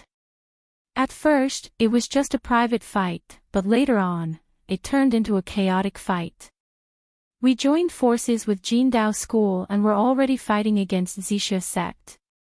Originally, I didn't want to get involved, but as long as I ran into people from Zixia sect, they would take the initiative to attack me. I had no choice but to protect myself. Just now, I was killing a demonic wolf, but I was sneak attacked by someone. It wasn't easy for me to escape." Speaking up to this point, he had a worried expression on his face. "It's so chaotic now. I don't know how Xiaoyan is doing. She used to always be lazy, so fights of magical power are really..." Upon hearing what he said, Enchanting also felt a bit worried. Although Lu Yidao and Qin Shi were experienced in fights of magical power, 2 fists were no match for 4 hands. Su Jingji's cultivation level was also ordinary.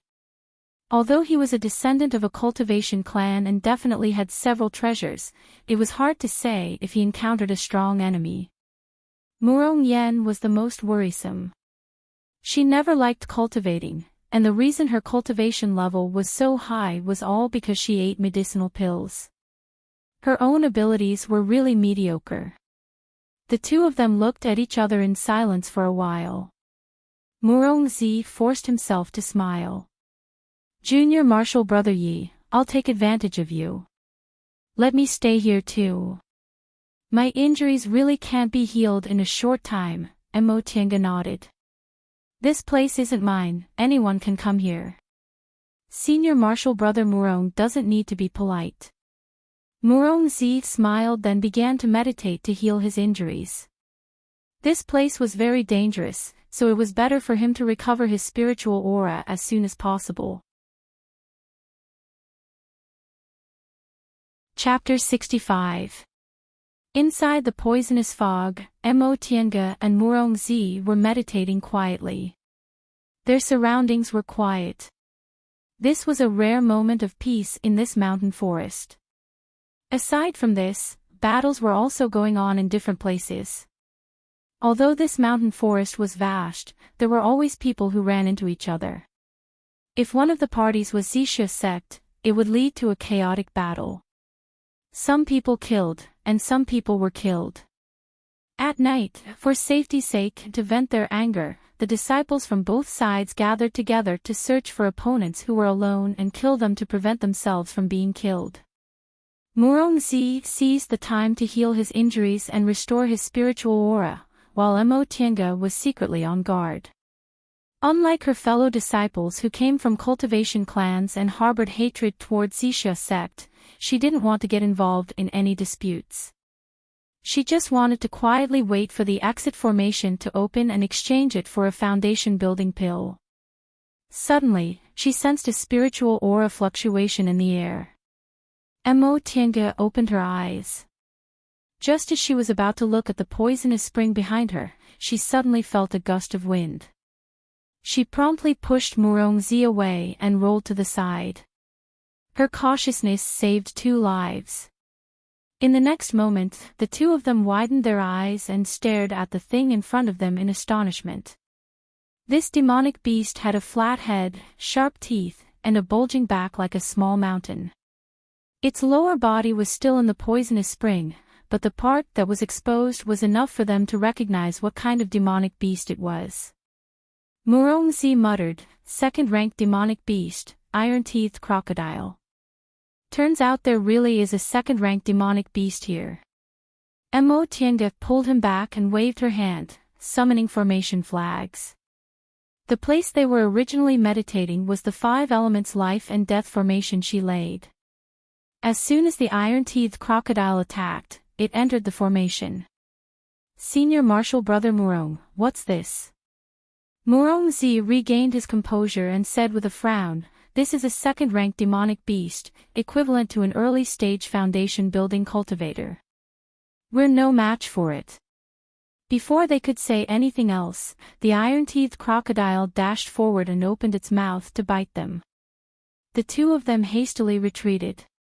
Tiange waved the formation flags, and the formation discs and flags she hid underground instantly stood up. The 5 elements life and death formation began to operate. The things around its body stood up with a paw sound. The iron-teethed crocodile seemed to be stunned for a moment.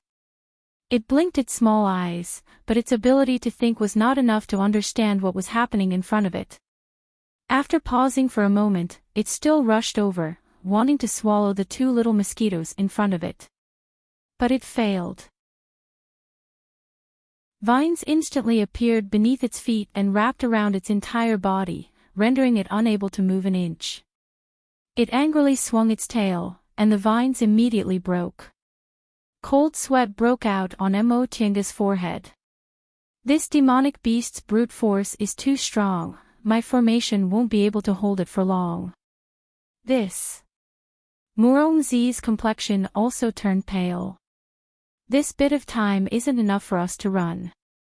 Tiange once again waved the formation flag. Water and quicksand instantly appeared inside the formation, rapidly turning it into a swamp, once again trapping the iron-teethed crocodile. At the same time, he gritted his teeth and said, "Senior Brother Murong, I'll hold it back. You attack it. If we can't outrun it, we can only fight. Murongzi hesitated for a moment before answering, if we don't fight now, it'll be too late. Mo Tiange shouted, hurry up. I'll think of a way to hold it back so it won't attack you. You attack it as hard as you can. Infected by her attitude, Murongzi clenched his teeth and said, all right. If worst comes to worst, we'll just fight it. 2 aura refining cultivators definitely couldn't defeat a foundation building cultivator, but a second-ranked demonic beast without the ability to think or use magic weapons might be able to put up a fight. Murongzi immediately summoned his flying sword, used the light body technique, and attacked. But in the next second, his complexion turned unsightly. His flying sword was a gift from an elder in his school. It was even infused with rare iron essence, so it was incomparably sharp. Usually, it had a lot of advantages in fights of magical power, but against this iron-teethed crocodile's thick skin, it unexpectedly didn't have the slightest effect. After the swamp couldn't hold the iron-teethed crocodile any longer, Mo Tiange once again waved her sword, causing a raging fire to appear inside the formation. At the same time, she took out a handful of bewitching flower seeds and threw them at the crocodile.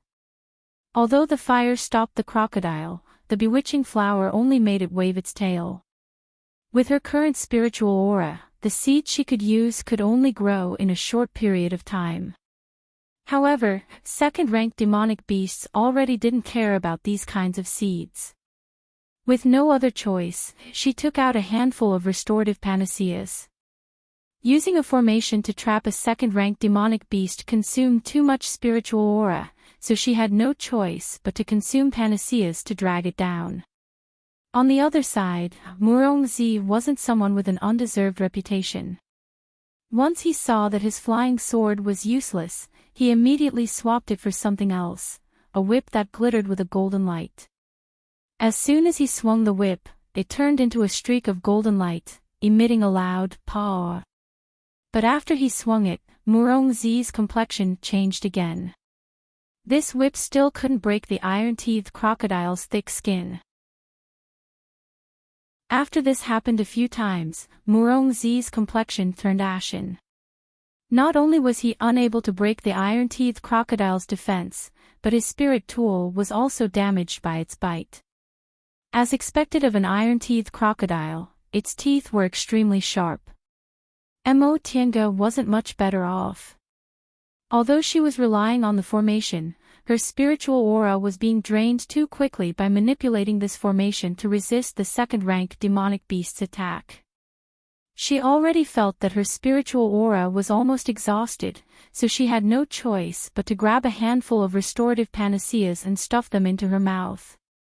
With this kind of depletion speed, she was no longer afraid of wasting medicinal pills. If she couldn't survive, no matter how many medicinal pills she had, they would be useless. Use talismans. Use talismans to attack it. Mo Tiange shouted at the dumbfounded Murongzi. This iron-teethed crocodile had thick skin and thick flesh. The layer of hard skin on its body was comparable to armor, so she simply couldn't pierce it. She could only use spells to penetrate that layer of skin and injure it. Upon hearing her shout, Murongzi regained his senses. He took out a handful of talismans and, without any regard for the consequences, slammed them all onto the iron-teethed crocodile's head. These talismans contained spells of various elements. Sea of fire, ice, stones, quicksand, and vines, all of them smashed onto the iron-teethed crocodile's head. This time, the iron-teethed crocodile finally reacted. It raised its head and stared at Murongzi, who was flying in midair, with its small eyes. It then opened its mouth and sprayed a jet of water. Murongzi was greatly alarmed. He moved sideways with great difficulty to dodge, but he was careless and came in contact with some of the water. His body unexpectedly became sluggish and he fell to the ground. Taking advantage of this moment, Mo Tiange quickly took out the formation discs and formation flags for the disorienting formation and the spirit trapping formation. She simply laid them down and soon after, she waved the formation flags. Vines once again appeared in the middle of the formation, firmly binding the iron-teethed crocodile.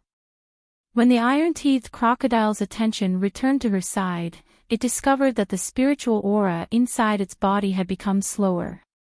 In a fit of rage, it couldn't care less about the other little bug and wanted to tear the bug in front of it to shreds. However, when it crawled forward, the scene in front of it changed. It actually couldn't find the existence of that little bug, so it immediately became confused. Seeing that Murongzi still hadn't crawled back up, Mo Tiange anxiously said, "Senior Marshal Brother Murong." As if he heard her voice, Murongzi struggled to stuff several medicinal pills into his mouth and crawled back up with great difficulty. He was already seriously injured, so it was already very difficult for him to use spirit tools and light body technique. However, he was also hit by the iron-teethed crocodile's jet of water. This was a poisonous spring, so everything in the surroundings was poisonous, let alone a demonic beast that advanced to the second rank in this place. The iron-teethed crocodile's poison was much stronger than the poisonous fog, so his injuries became even more serious. Ignoring everything else, Murongzi swallowed several healing pills to neutralize the poison and struggled to fly up.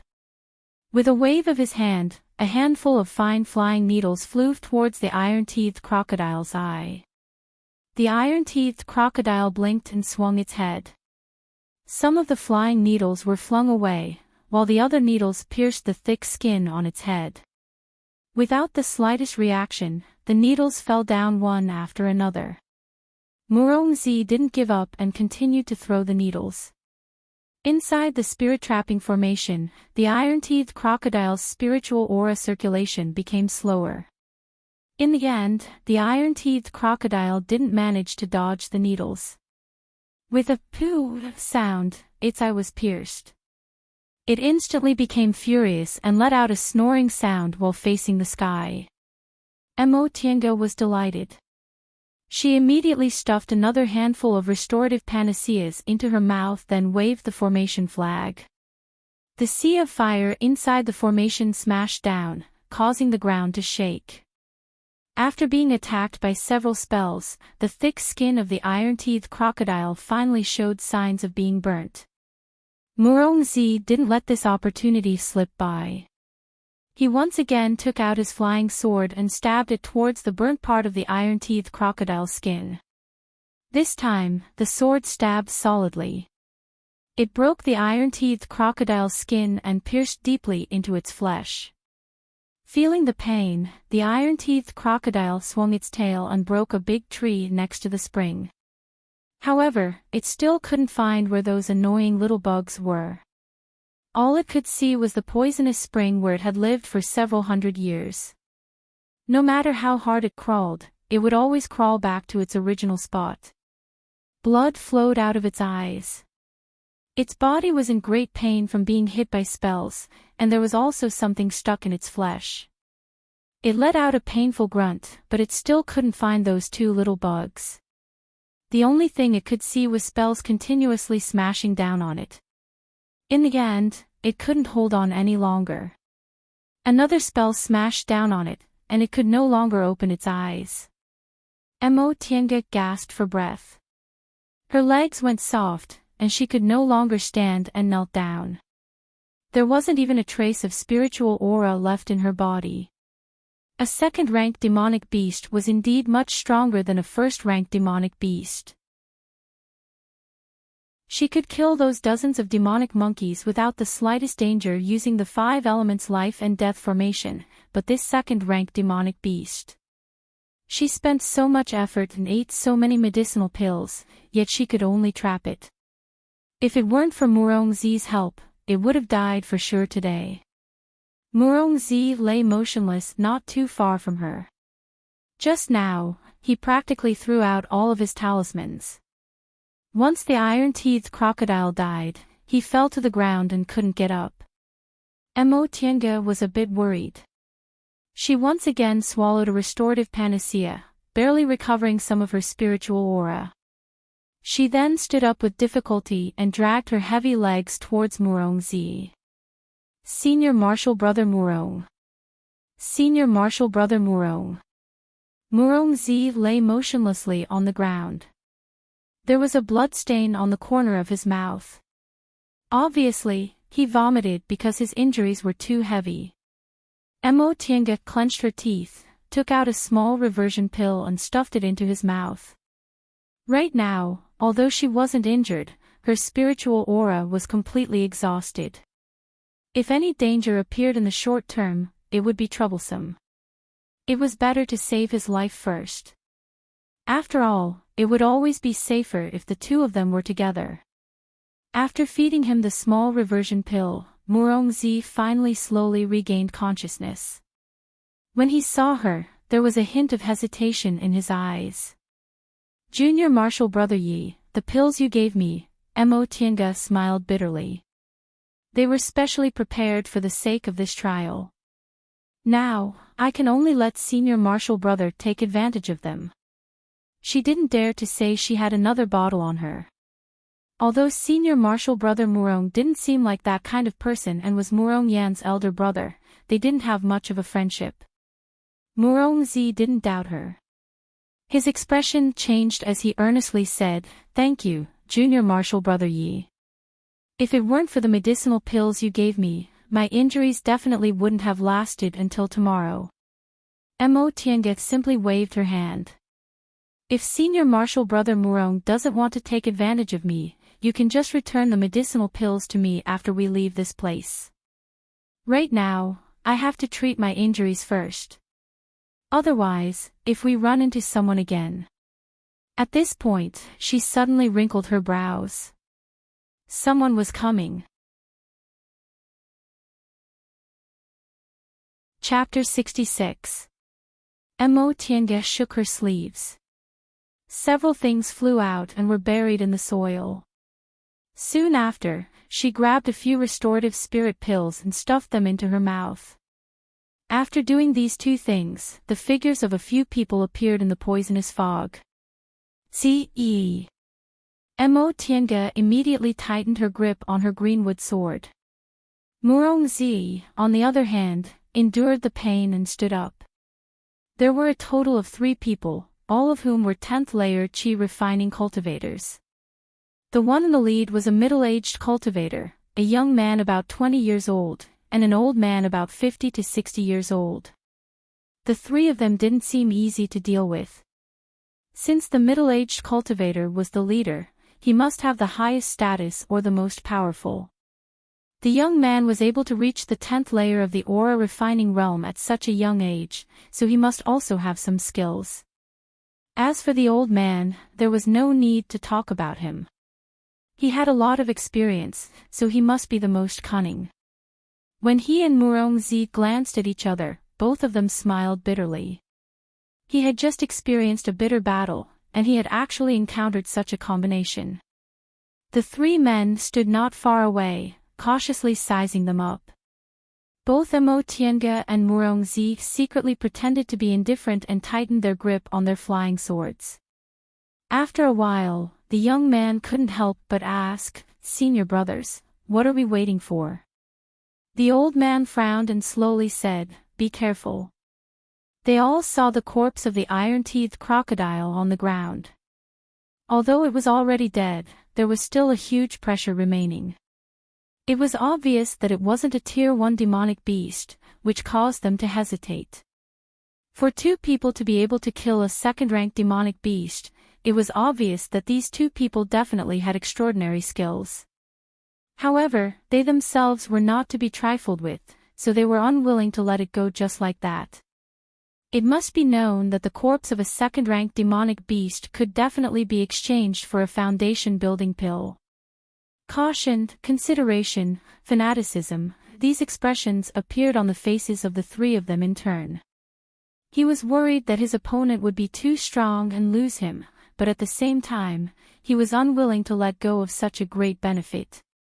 The corpse of a second-rank demonic beast could not only be made into a spirit tool, but it could also be made into a magic tool for foundation establishment cultivators.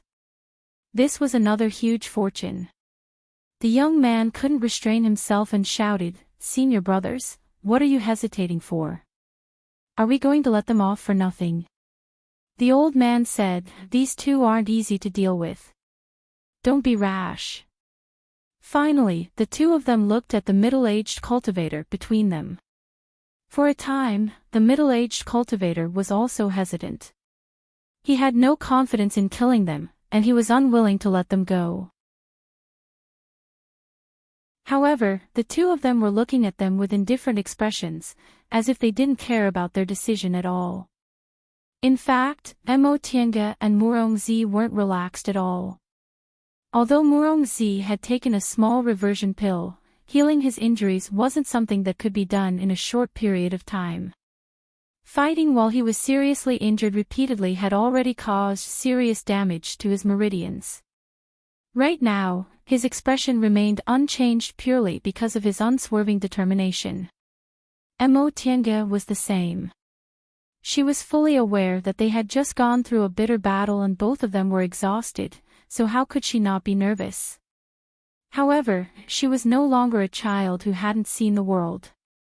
She had traveled extensively with second uncle and experienced many fights of magical powers in the past few years, so she knew she couldn't show weakness at this time. The middle-aged cultivator struggled for a long time before reluctantly saying, "Let's go somewhere else to take a look." The three of them turned around to leave. Mo Tiange and Murongzi secretly heaved sighs of relief. They really didn't have the confidence to fight them. Unexpectedly, the three of them suddenly stopped. The middle-aged cultivator sneered. "We were almost fooled by them. After killing a second-ranked demonic beast, even if they weren't injured, how much spiritual aura would they have left?" Right after he said that, the three of them turned around and immediately split into three directions to flank them. Mo Tiange immediately slapped a defensive talisman on her body and released her greenwood sword. Murongzi's reaction wasn't slow either. Although he didn't have any talismans, he still had his spirit tool.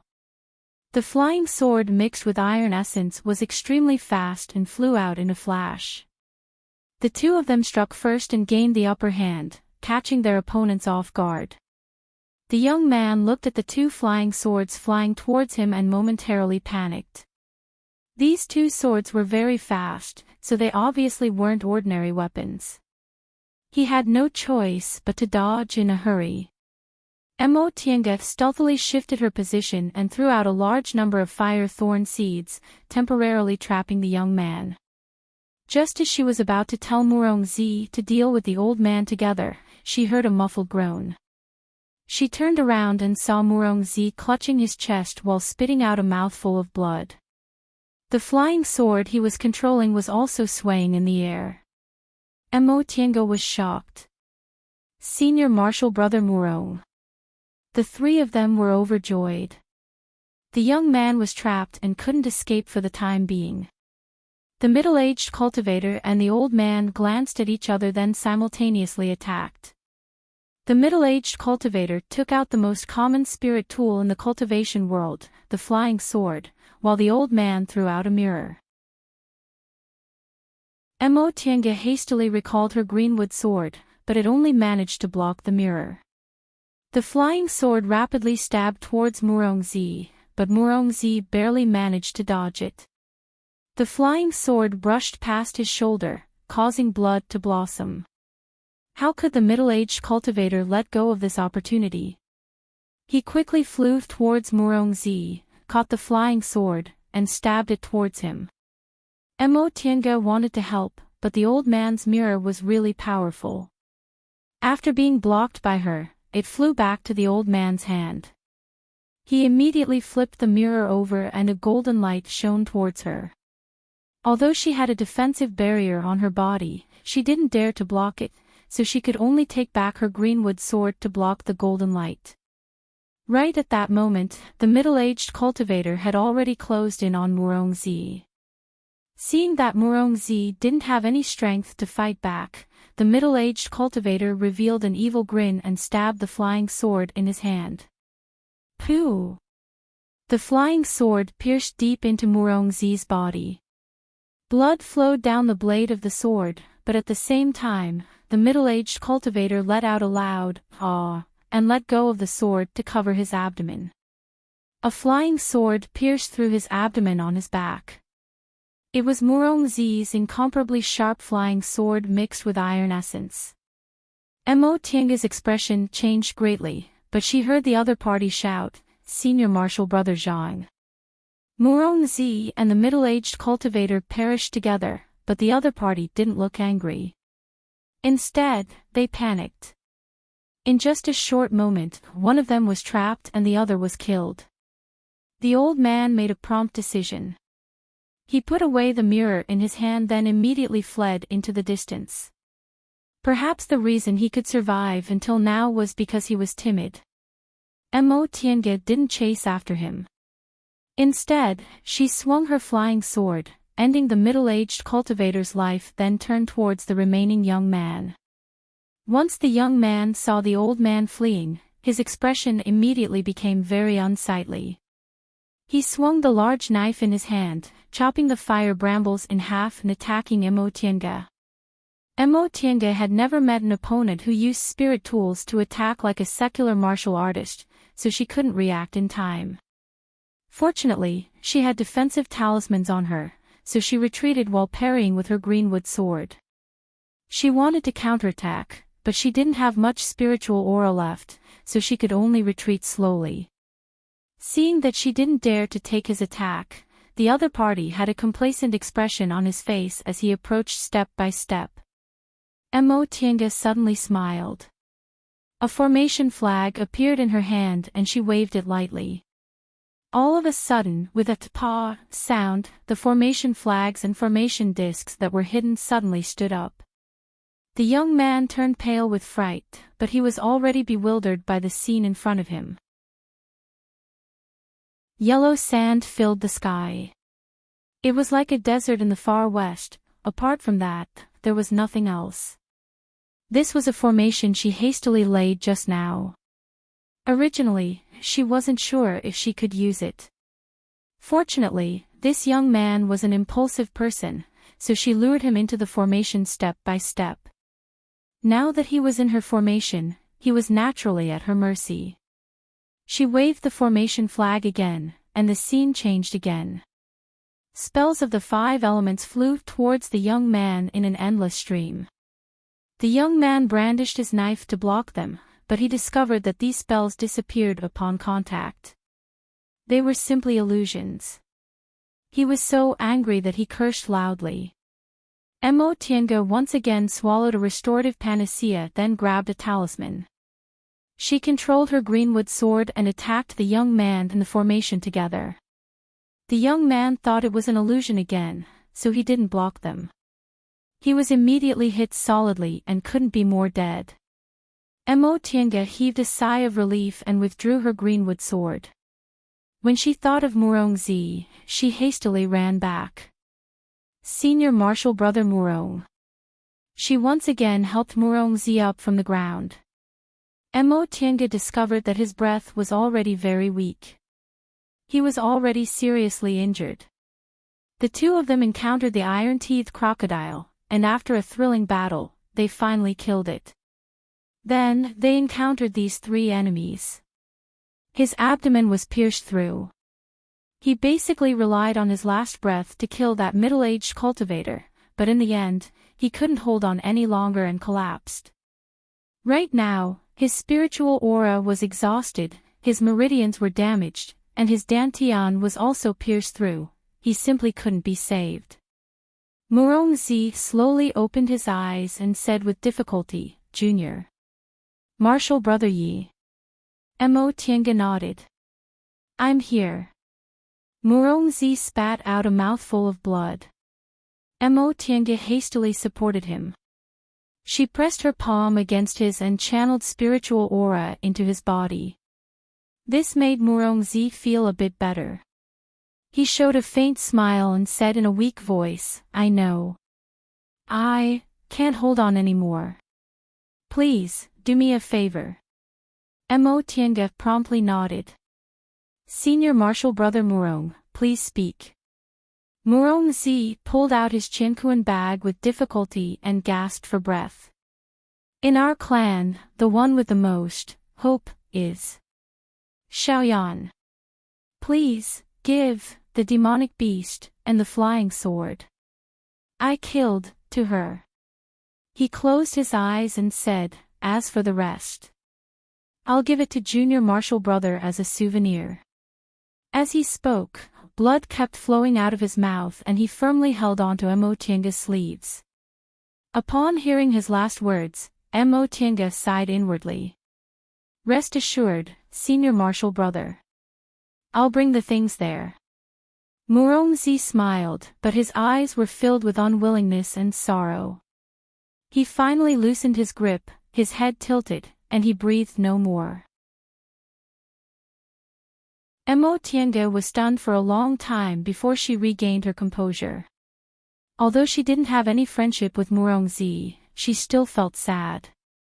This was the omnipresent death of cultivators. Not long ago, although Senior Marshal Brother Murong was seriously injured, he was still talking cheerfully and full of confidence. But in the blink of an eye, he became a corpse. She wiped her face, erased this sadness, then stood up to clean up the scene. In any case, she had to continue living. Building her foundation, forming her gold core, forming her nascent soul, she had to live happily. First, she removed the Chinkuan bags and weapons from the 3 corpses, then burned the corpses clean. She only put Murong Zi's ashes in a jade box. Soon after, she cleaned the bloodstains on her body and sorted the things in the 3 Chinkuan bags. She used up a lot of her own medicinal pills and talismans, but fortunately, the 2 Zixia sect disciples still had some. All 3 of them had the corpses of demonic beasts on their bodies, but the other 2 only had 3 to 5, while Murong Zi had more than 10. After pondering for a moment, she took out a Chinkuan bag and put all the demonic beasts the 3 of them hunted into it. She then put all the spirit tools on Murong Zi's body into the Chinkuan bag. After all, she had gone through thick and thin with Murong Zi and was acquainted with Murong Yan. These spirit tools were useless to her, so she might as well return them to Murong Yan, that is, if Murong Yan was still alive. Soon after, she went to deal with the iron-teethed crocodile's corpse. This iron-teethed crocodile's carcass was a valuable material for refining tools. While she was cleaning up, she found the flying needles Murong Zi left behind. These flying needles were sparkling and transparent, almost traceless. They were indeed good for sneak attacks. She then put all of them into her Chinkuan bag. After she finished sorting everything and replenished her spiritual aura inside the formation, Mo Tianga decided to leave the poisonous spring. That old man from Zixia sect had escaped, so who knew if there would be anyone else coming. It would be better for her to find another place to hide. Mo Tianga couldn't help but sigh when she turned around to look at the poisonous spring. Not long ago, they were talking cheerfully and wittily, but now, they were already a pile of ashes. Chapter 67. She entered the valley at 7 a.m. yesterday, so it was now 1:15 a.m. Mo Tianga calculated that she still needed 6 hours to leave the valley. A lot of things could happen in 6 hours, and a lot of people could die. She needed to be more cautious. The exit formation would be opened in the center, and the more central the area was, the more dangerous it would be. Mo Tianga thought for a long time before she decided to wander around the periphery. Once the formation opened, she would go to the center. Moreover, she had to use her divine sense at all times. Not only did she have to avoid people, but she also had to avoid demonic beasts. This was somewhat difficult, but it was still safer than staying in the poisonous spring. Who knew whether that old man from Zixia sect would call his fellow disciples or not? After all, the corpse of a second-ranked demonic beast was very attractive to aura-refining cultivators like them. In the east of this forest, there was a 300 feet tall waterfall. In the southwest, there was a high mountain. In the north, there was the cliff they came down from, and in the northwest, near the cliff, was the poisonous spring. The only way to leave this forest was to the northwest of the poisonous spring. However, the poisonous spring was an extremely dangerous existence. Not only were there demonic beasts that lived in groups, but there was also a poisonous fog that filled the air. There were also unknown dangers in the deep water, so no one would think of leaving from there. Therefore, nearly 1,000 aura refining cultivators were in this forest. Even though this forest was very large and it wasn't easy to meet friends, it wasn't difficult to meet people. An hour after leaving the poisonous spring, Mo Tiange had already met several groups of people. What Murongzi said was true. The three groups had already formed teams to guard against danger and to kill enemies. In order to avoid these people, she spent a lot of effort. Her breath-concealing technique was only passed down from Yi Clan's records, so it couldn't be considered brilliant. However, because the spirit-concealing jade pendant not only concealed her physique but also had spiritual aura-gathering and purifying effects, the effects of her spells were somewhat enhanced. Because she knew her limits, she was even more cautious. Whenever she sensed someone from afar, she would immediately avoid them. Along the way, she could clearly see the fierceness of the battle. More than once, Mo Tiange saw traces of fights of magical powers, charred trees, cracked ground, and congealed bloodstains. Every dark red puddle on the ground perhaps represented the end of a life. Sometimes, they would come across corpses that had not been disposed of. Some of them were dressed in purple, some in yellow, and some in green. The frozen expressions on their faces were all hatred and fear. Occasionally, she would see familiar faces. They were fellow disciples or sisters she had met in the sect. Fortunately, there weren't any fellow disciples that she could call friends with. Later, she gradually became numb to it. No matter what kind of marks she encountered, she could turn a blind eye to them. Nevertheless, despite being so careful, she was still discovered by the two Zixia sect disciples. With the greenwood sword guarding her side and several talismans in her other hand, Mo Tiange discreetly observed her surroundings. Among the two people besieging her, one was a robust man whose physique wasn't inferior to Lui Dao's, and the other was a beautiful young married woman. The young woman was in the 10th layer of the aura refining realm, and the burly man was in the 9th layer of the aura refining realm. Moreover, both of them seemed to be very experienced in fights of magical powers. One in front of the other in the back, they blocked her way. The surrounding trees were very dense, and the two directions that the two of them were blocking were the easiest points to break through. Mo Tiange couldn't help but frown. It seemed escaping was impossible, so she could only kill them. However, these two people had silently surrounded her, so they might not be easy to deal with. She had to think of a way to deal with them. After sizing her up, the robust man uttered an and said, "Wife, this brat seems to be the one Old Man Chen mentioned." Old Man Chen. Mo Tiange pondered for a moment. Could he be the old man from Zixia sect who ran away from the poisonous spring?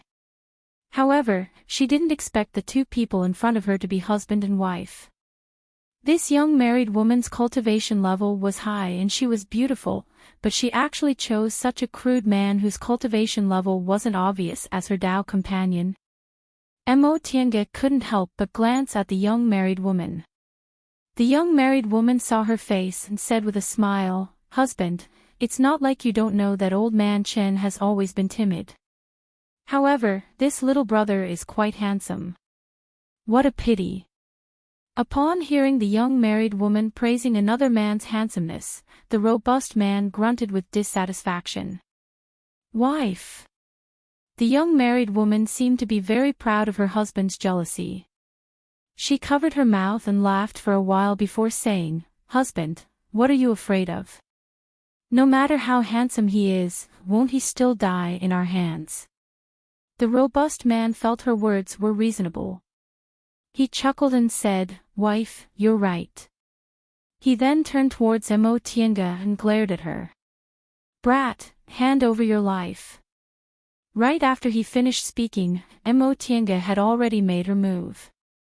Her greenwood sword swiftly shot forward, but it was a feint. The raging flame talisman in her hand, which was hidden under the light of greenwood sword, flew out of her hand. The robust man was about to attack, but his initiative was seized. He immediately became furious and brandished the spirit tool in his hand, aiming to hit greenwood sword. His spirit tool was a huge iron wheel, which seemed to fit his body shape perfectly. He was quite confident in using his spirit tool to fight against Emotienga. Unfortunately, Emotienga's real killing move wasn't on her spirit tool. Greenwood sword retreated after being hit. After the iron will repelled greenwood sword, it still fiercely rushed towards Emotienga. At the same time, the young married woman behind her also opened an umbrella and threw it at her. Emotienga didn't panic. The raging flame talisman had already arrived. With a loud bang, the robust man let out a blood-curdling scream. Just as the iron wheel and the umbrella were about to reach her, Emotienga's figure suddenly disappeared into thin air. In the next moment, Emotienga appeared in front of the robust man.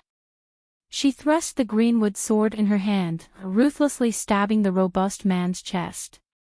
The robust man let out a shrill scream before he suddenly fell to the ground, no longer breathing. "Husband," the young married woman screamed and rushed over. Emotienga used light body technique to jump and avoid the umbrella. She was able to successfully launch a sneak attack this time because her cultivation level was one layer higher than the robust man's, but the robust man still underestimated her. Pretending to be a pig to eat a tiger was indeed the most useful trick in the cultivation world. This young married woman seemed to have deep feelings for her husband. When she realized her husband was no longer breathing, she angrily rushed towards Emotienga, wishing she could tear Emotienga's body into 10,000 pieces. Nevertheless, Emotienga didn't plan to fight her head-on. Her enemy had obviously lost her mind, so she didn't want to die together with her. Talismans and spirit tools were continuously thrown at her. Emotienga only dodged them by relying on light body technique. It wasn't until the other party was obviously so angry that she couldn't control herself that Emotienga threw the greenwood sword, talismans, and a handful of seeds at her. Seeing that Emotienga was using the same method to deal with her, the young married woman was furious. She patted a defensive talisman on her body and used the umbrella to block Emotienga's attack. Her other hand grasped a handful of talismans and was about to throw them at Emotienga. But she didn't have the chance. Before she could throw the talismans, she felt pain in her body. The hand holding the umbrella powerlessly slipped and she fell to the ground. After confirming that the two people were dead, Emotienga collected their things and dealt with their corpses. She didn't stay for even a moment and ran away. This fight of magical power seemed to go very smoothly. In just a moment, she finished dealing with the two people, but in fact, her losses weren't small. In order to deal damage to that burly man, she had used up 5 or 6 flame talismans, which was equivalent to dozens of spirit stones. Moreover, she had also used a priceless invisibility talisman, which second uncle had spent a lot of money to buy. She killed the young married woman while she was panicking. It seemed like she used the same method she used to attack the burly man, but in fact, she mixed the talismans with the sparkling and translucent flying needles left by Murongzi. That was why she was able to silently break through the young married woman's umbrella and defensive barrier. Although she had a lot of experience in fights of magical power, this was the best time she had ever achieved her predetermined goal. She made a decision in a split second and immediately attacked without making any mistakes. In the blink of an eye, she gained the upper hand. Emotienga carefully reviewed this fight in her mind. She was in a calm and focused state, grasping all the details in her hands, making the most correct decision in a split second and hitting the target with one strike. She wanted to remember this feeling. This was the best state for fights of magical power. Someone else was in front of her. Tiange turned around, but she didn't run far before she sensed several people's breaths not too far from her. She had no choice but to restrain her breath, find a tree, jump on it, and hide herself. The first group to pass by was a mixed group of people from Jindao School and Yunwu sect. Tiange didn't plan to go out and greet them. With so many people together, it would be very easy for them to be discovered, and it would also be easy for them to fight. Although it would be safer with more people, more disputes meant more chances of death. These people passed by very quickly. Tiange pondered for a moment and decided not to come down. Instead, she continued to sit on the top of the tree with her breath restrained and took out the Qianquan bag she obtained just now.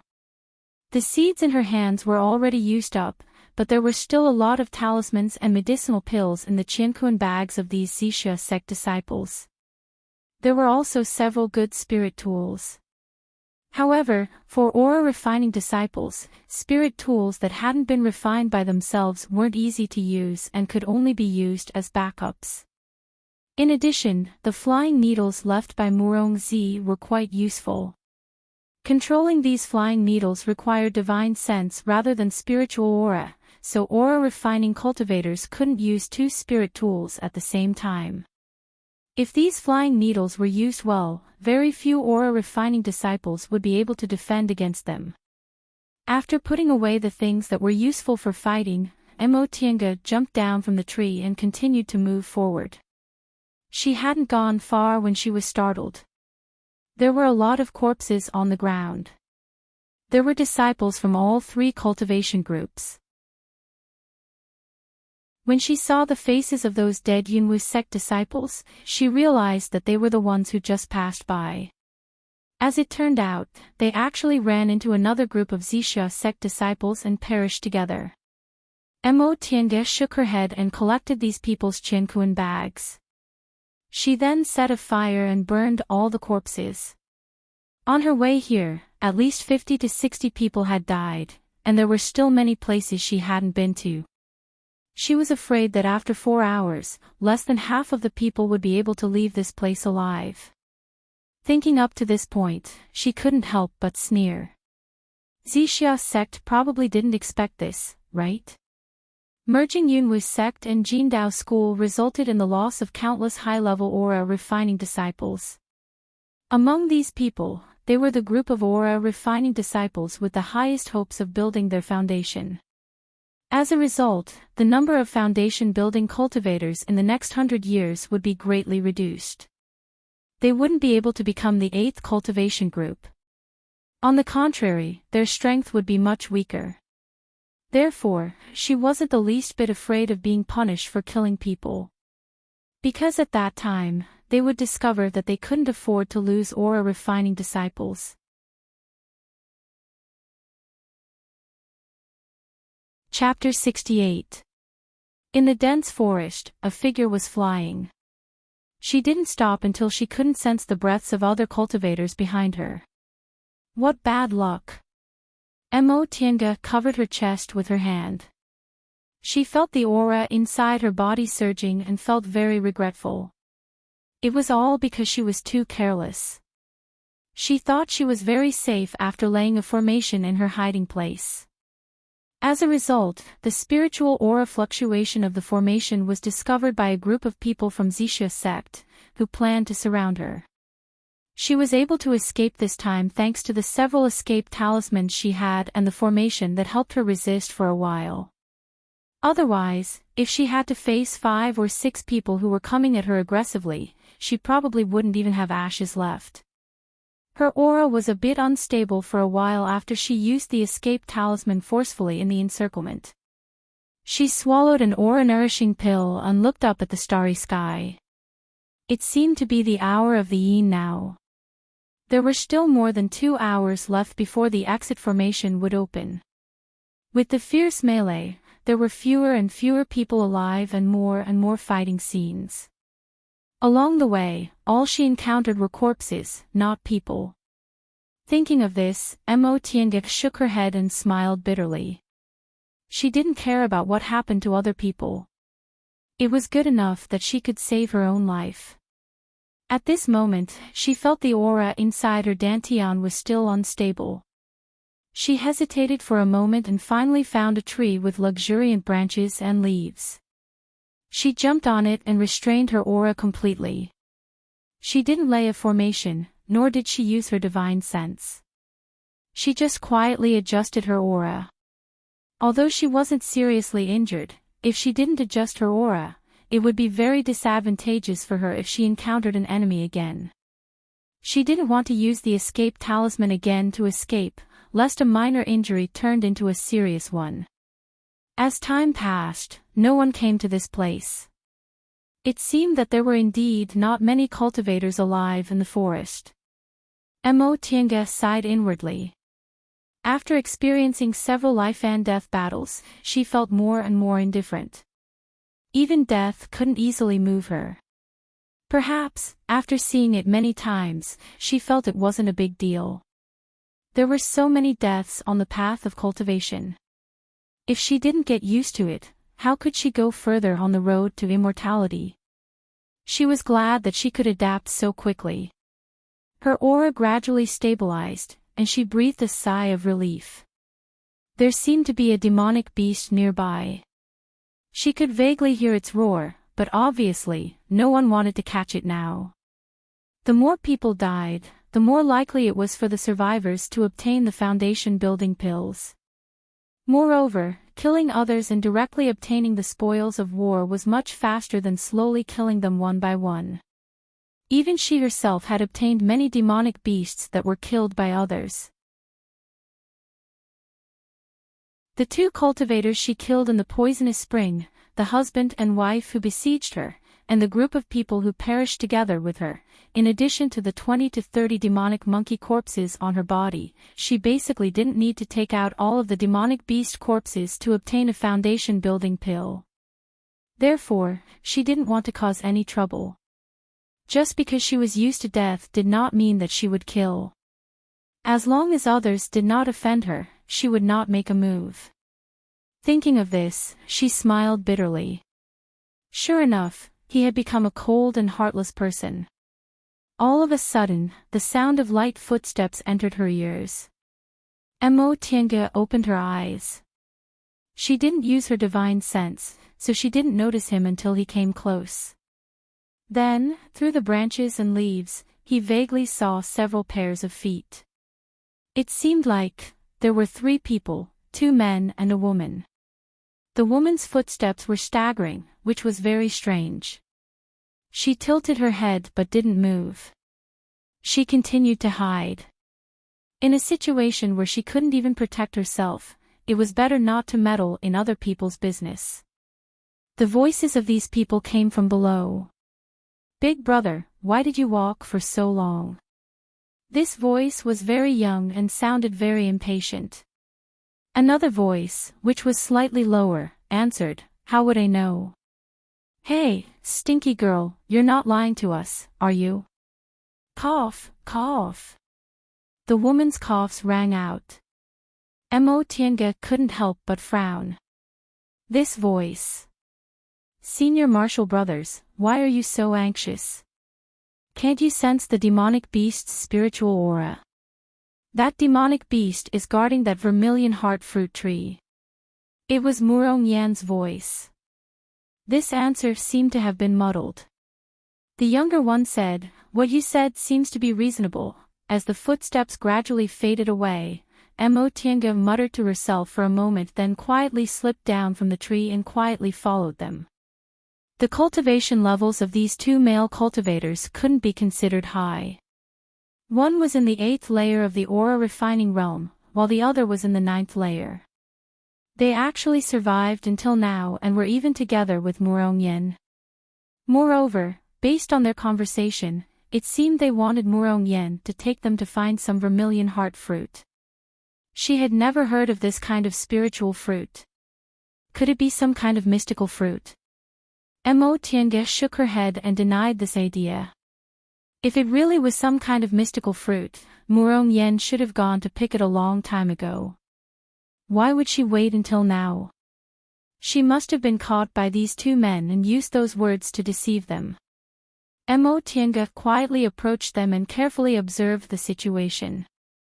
Sure enough, Murong Yan's hands were tied and her body was injured. The two male cultivators were Xixia sect cultivators. One was in his 20s while the other was in his 20s. They soon found the demonic beast's location.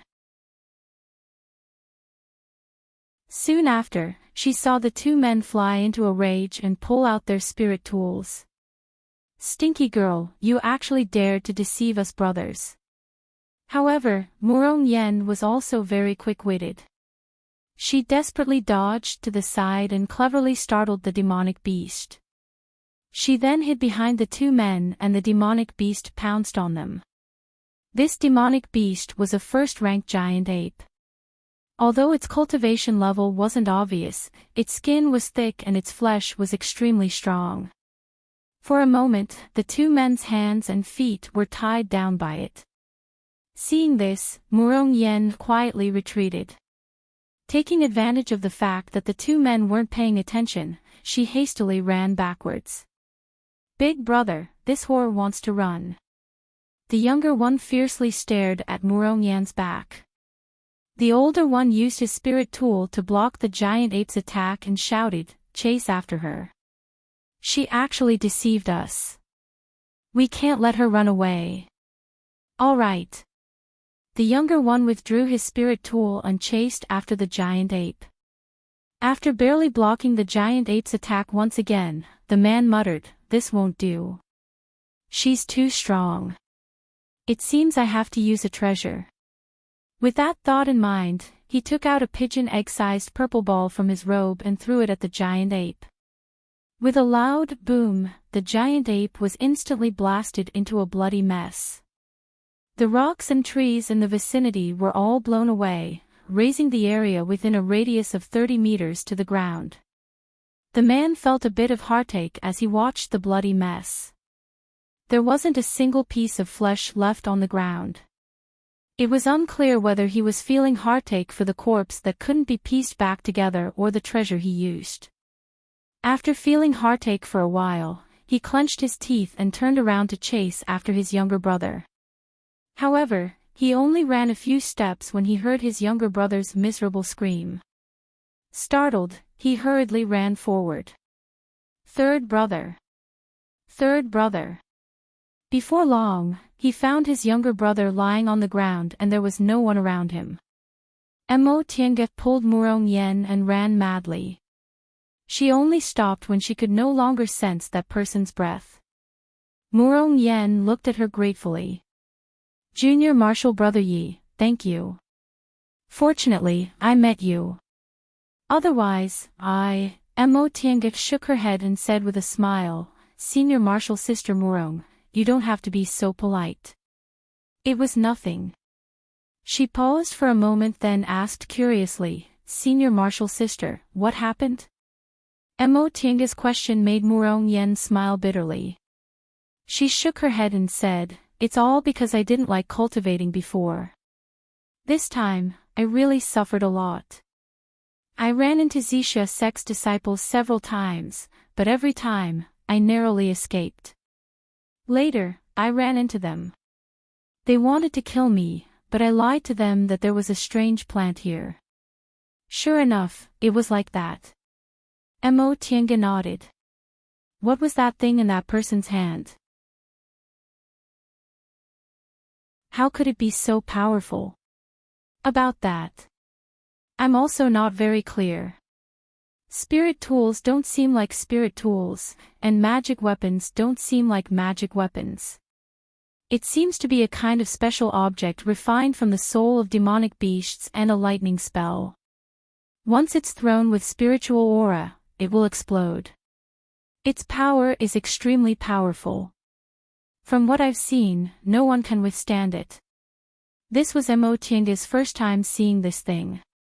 Its power was indeed enormous. Perhaps no aura-refining cultivator could withstand it, so she chose to run. After all, she didn't want to lose her life. When she saw Murong Yen, Mo Tiange couldn't help but think of Murong Zi. She hesitated for a moment, but in the end, she still decided to think about it after they got out. Danger was everywhere now. If she suddenly found out that her elder brother had died, she was afraid her emotions would fluctuate and affect the fight of magical powers. Mo Tiange asked, "Senior Martial Sister Murong, what do you plan to do next?"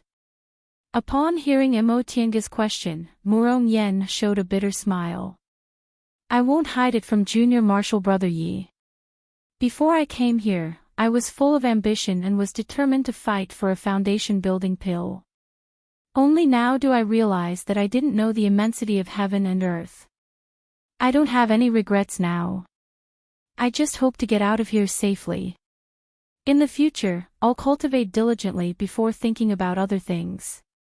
Mo Tiange nodded inwardly upon hearing what Murong Yen said. It seemed Murong Yen really understood. This was good. Murong Zi's painstaking efforts weren't wasted. Junior Martial Brother Yi. Murong Yen hesitated for a while, but in the end, she still shook her head. "Forget it. We'll talk about it if I can get out of here alive. I'll take my leave first." Mo Tiange was stunned. "Senior Martial Sister Murong, you're not coming with me." Murong Yen suddenly turned her head. "Junior Martial Brother Yi, you don't mind coming with me?" Mo Tiange was dumbfounded for a moment before she finally reacted. Could it be that Murong Yen thinks I won't be willing to go with her? Mo Tiange immediately smiled and said, "What do you think, Senior Martial Sister?" Upon seeing Mo Tiange's expression, Murong Yen smiled embarrassedly. "I was thinking too much." The two of them smiled at each other.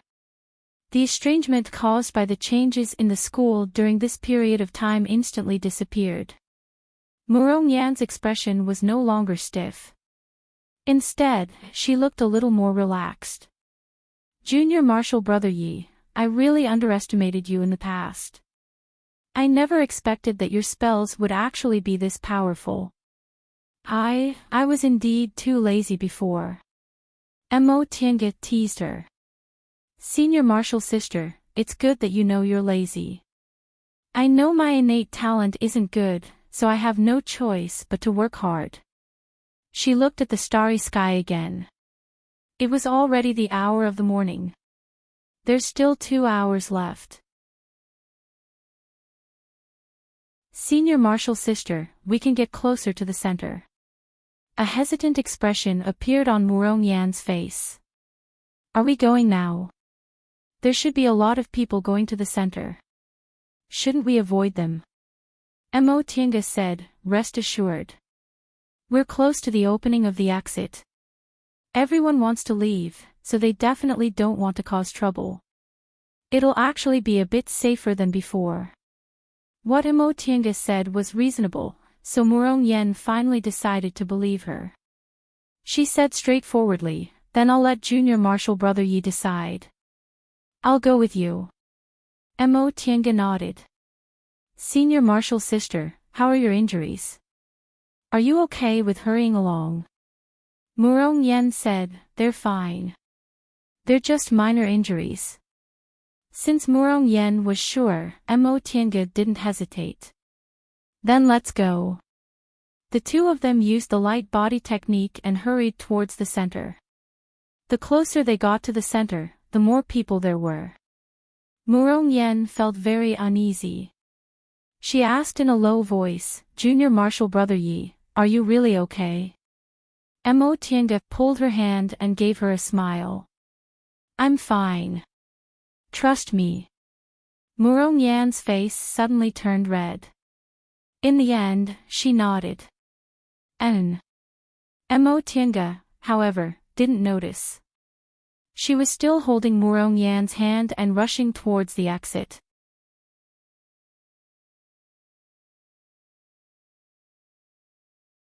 Chapter 69. There was a huge open space in the center of the forest. Many cultivators from the three groups had gathered around the open space. They were all staring at each other with vigilance. Mo Tiange arrived with Murong Yen. Everyone's gaze fell on them, but no one dared to make a move because they were afraid of breaking the balance. Although there were many Zixia sect disciples present, everyone cherished their lives.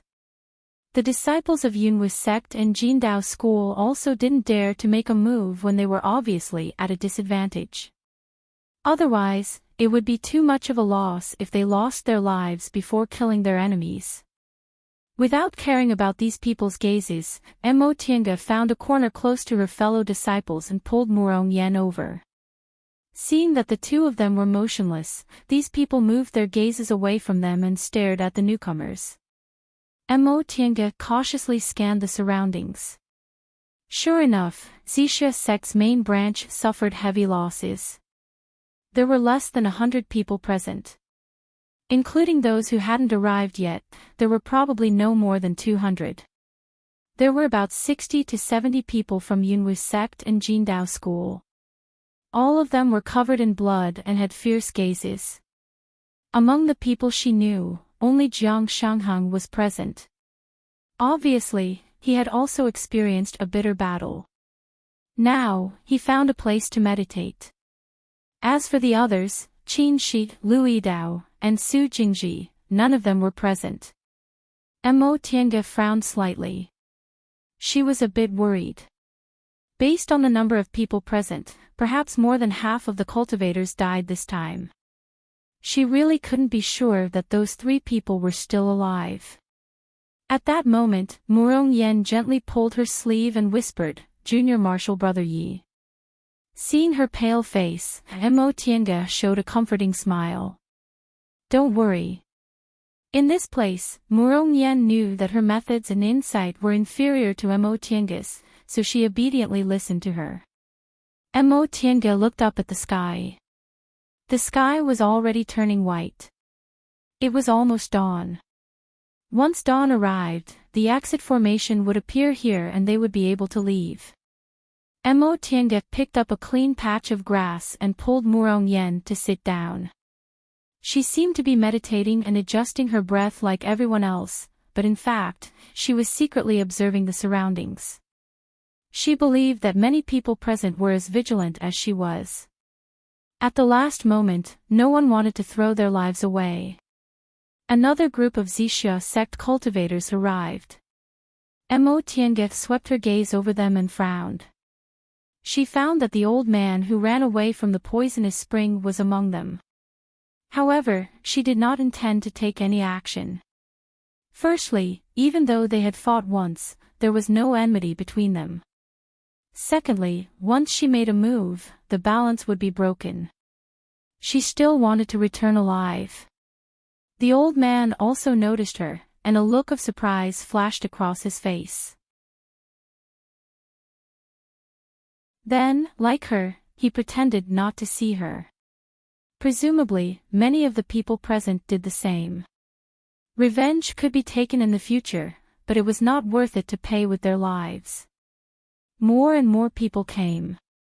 When it was almost dawn, a few cultivators would come out of the forest from time to time and find their own camps. There were also enemies who appeared together, but they glared at each other angrily and did not make a move. Just when everyone was anticipating the opening of the formation, a loud shout suddenly rang out, "Damned girl, I've finally found you. Return my brother's life." Soon after, a figure pounced towards Murong Yen. Mo Tiange wrinkled her brows. She pulled Murong Yen up with one hand and used her greenwood sword with the other to block the opponent's attack. When he took a closer look, he discovered that it was the elder brother of the pair of brothers who had just captured Murong Yen. Oh no! Mo Tiange turned around to look. Sure enough, the atmosphere in the field changed. Everyone's gazes fell on them. Many people had already secretly taken out their spirit tools. She was extremely furious. This blockhead! Just now, when she heard the conversation between the two brothers, she already thought they were stupid. It seemed there was something wrong with their brains. She immediately took out an earth-splitting talisman with her other hand and threw it at him. Although this blockhead was slow, his reaction wasn't slow. He somersaulted and dodged her attack. Their actions ignited the atmosphere in an instant. Several Yunwu sect disciples wanted to help, so Zixia sect side immediately took action. As a result, the two sides had already started fighting before they could arrive. Mo Tiange had no time to deal with the chaos. She looked up and saw that the blockhead had taken out a pigeon egg-sized purple ball and was about to throw it at her. She was instantly shocked. Murong Yan's complexion was even paler. They had seen the power of this thing with their own eyes.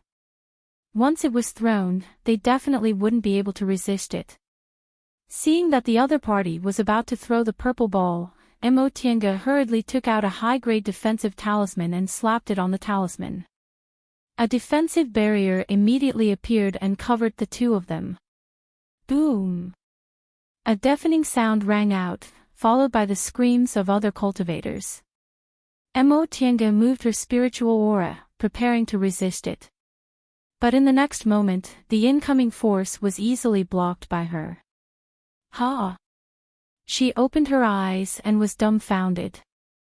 Qin Shi gnashed his teeth and shouted, "Why are you in a daze? Come and help." He raised a sword, poured his spiritual aura on it, and stood in front of them. Mo Tiange felt as if she had just woken up from a dream. She hastily moved her spiritual aura to share part of the impact. After a while, the spiritual aura pressure finally subsided. Seeing that they actually blocked it, the blockhead shouted angrily and wanted to rush towards them again. Since she almost lost her life, how could Mo Tiange be polite to him? She immediately used an ice-condensing talisman. Murong Yan also didn't stay idle. She also rushed forward with her spirit tool. Qin Shi released a raging flame art. Although the blockhead's abilities weren't low, he couldn't withstand the three people's joint attack.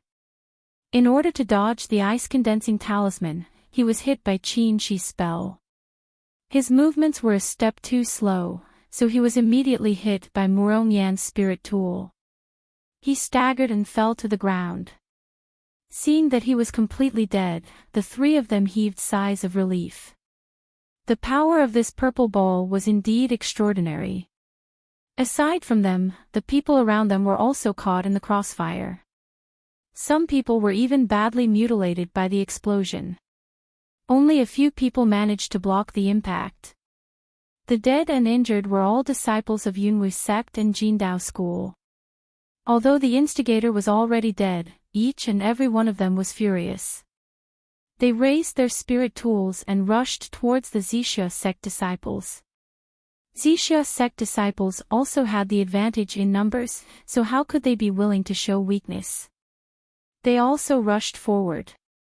Spells and spirit tools were flying everywhere in the sky. Junior Martial Brother Yi. Qin Shi waved at them after dealing with a sneak attack. Mo Tiange was on guard as she pulled Murong Yan closer to him. Senior Martial Brother Qin, thank you. Don't thank me so quickly. He took out a bunch of talismans as if they were free and gave them to the two of them. Hold on for a while. The exit will open in about a quarter of an hour. Mo Tiange also knew that this wasn't the time to be polite. She took the talismans he handed her, then turned around and threw a raging flame talisman at the Zixia sect disciples who were rushing towards them. This battle royale had the largest number of participants since the start of the day and night. It was also the most intense one. Spells, talismans, and spirit tools were flying everywhere. It was hard to tell whether they were on their own side or the enemy's side. They couldn't even dodge and could only use spells and talismans to resist. In the end, the three of them had no choice but to stick a defensive talisman on each of them to resist all kinds of attacks. Eventually, a white light shone in the center of the open space. This white light became brighter and brighter until it slowly formed the shape of a formation. It was overflowing with light and vibrant colors, and it was full of spiritual aura. Everyone's gazes were attracted by the formation. Even the fighting stopped. In a flash, everyone rushed towards the formation like a swarm of bees. Mo Tiange intentionally retreated a bit, but the people behind her also rushed forward. A group of people rushed towards the formation in a chaotic manner. Soon, they were squeezed into the formation. The scene in front of them changed. Mo Tiange raised her head. With a glance, she saw the 3 core formation cultivators with ashen complexions. Disciples came out of the cliff one after another. Almost every one of them was covered in blood and looked miserable. Some of them were even seriously injured. Murong Yen, who was next to her, leaned towards her and whispered, "Junior Marshal Brother Yi, will we?" Mo Tiange shook her head and whispered back, "Don't worry." Although these core formation cultivators had ashen complexions, they didn't have any killing intent, so they probably wouldn't attack them. Besides, after the last battle royale, perhaps only 1/3 of the original disciples would come out alive. If they still had to be punished, they might as well recruit new disciples. Once they left the murderous environment and didn't need to be vigilant, Mo Tiange felt exhausted all over. Her body tilted and she almost fell down. But when she turned her head, she saw Murong Yen staring at the formation with rapt attention. Mo Tiange's heart skipped a beat. She suddenly remembered she hadn't told him about Murong Zi. "Senior Marshal Sister Murong," Murong Yen answered softly but didn't look at her. She was still staring at the formation. Mo Tiange took a deep breath. She suddenly hated herself for telling such cruel news. "In fact, I met Senior Marshal Brother Murong." Upon hearing this, Murong Yen suddenly turned her head. Mo Tiange clenched her teeth and said, "Senior Marshal Brother Murong has passed away." Murong Yen was dumbfounded. She seemed to be in disbelief, but soon, her face gradually turned pale. She suddenly grabbed Mo Tiange's hand and said, "Junior Marshal Brother Yi, can you say that again?" Mo Tiange sighed and repeated, "I met Senior Marshal Brother Murong. He's already passed away." Murong Yan's face turned pale, but she didn't let go of her hand. Instead, she stared at Mo Tiange and asked, "Junior Marshal Brother, do you have any proof?" This time, Mo Tiange didn't say anything. She just handed Murong Zi's Qiankuan bag to her. Murong Yen took it with trembling hands and opened it eagerly. When she saw those familiar spirit tools, she finally looked sad and let go of her hands to cover her face. Although she wasn't responsible for Murong Zi's death, he died while they were fighting against the enemy. Mo Tiange felt very uncomfortable seeing Murong Yen so sad. Qin Shi patted her shoulder and shook his head. He seemed to be comforting her that this wasn't her responsibility. She forced a smile, but she didn't feel any better. "Senior Marshal Sister, don't be sad. Senior Marshal Brother always wanted you to build your foundation. You..." At this point, she couldn't continue speaking.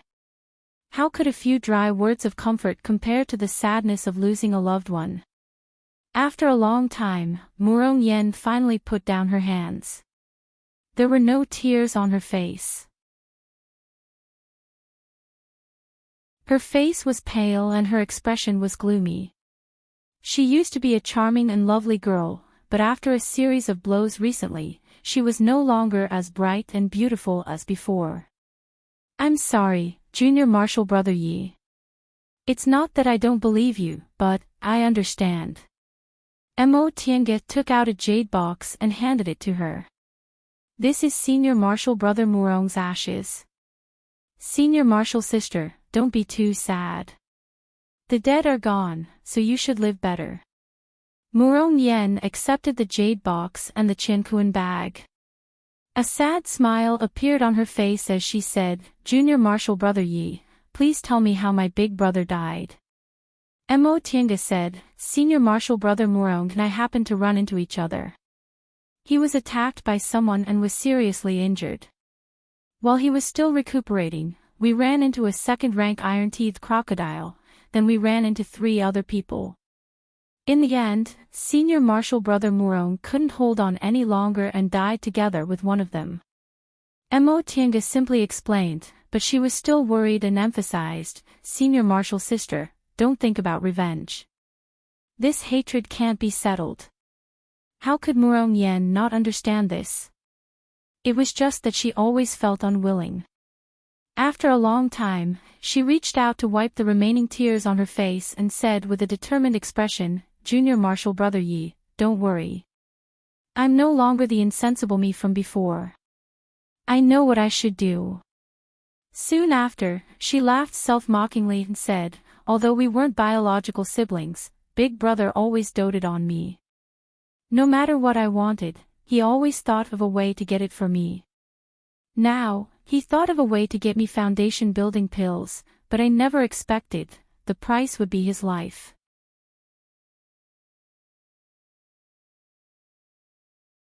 Chapter 70. The development of the matter was just as Mo Tiange expected. The person who came up with this idea originally thought it would be an opportunity for the disciples of the 3 groups to communicate, but he didn't expect it would turn into an opportunity to kill each other. Because of this, the nascent soul grandmaster of Zixia sect flew into a rage and almost killed the person who came up with this idea. However, it was already a long time before these aura-refining disciples learned about this. On the day they finished their test, the 3 core formation grandmasters were livid. After hearing the disciples' reports, they sent several foundation-building disciples to clean up the mess. These foundation-building disciples found some seriously injured aura-refining disciples and also reported the tragic situation left behind in the mountain forest. Soon after, the core formation grandmasters discussed something, but they didn't say anything. They just took them back to the sect and ordered them not to go down the mountain. After Senior Marshall Brother Zhou inquired about it, he told them not to worry and finally appeased some people. During this test, their courtyard lost a lot of people. Mo Tiange's house was considered good. Out of 5 people, 4 came out alive. The one who didn't come out was Su Jingji.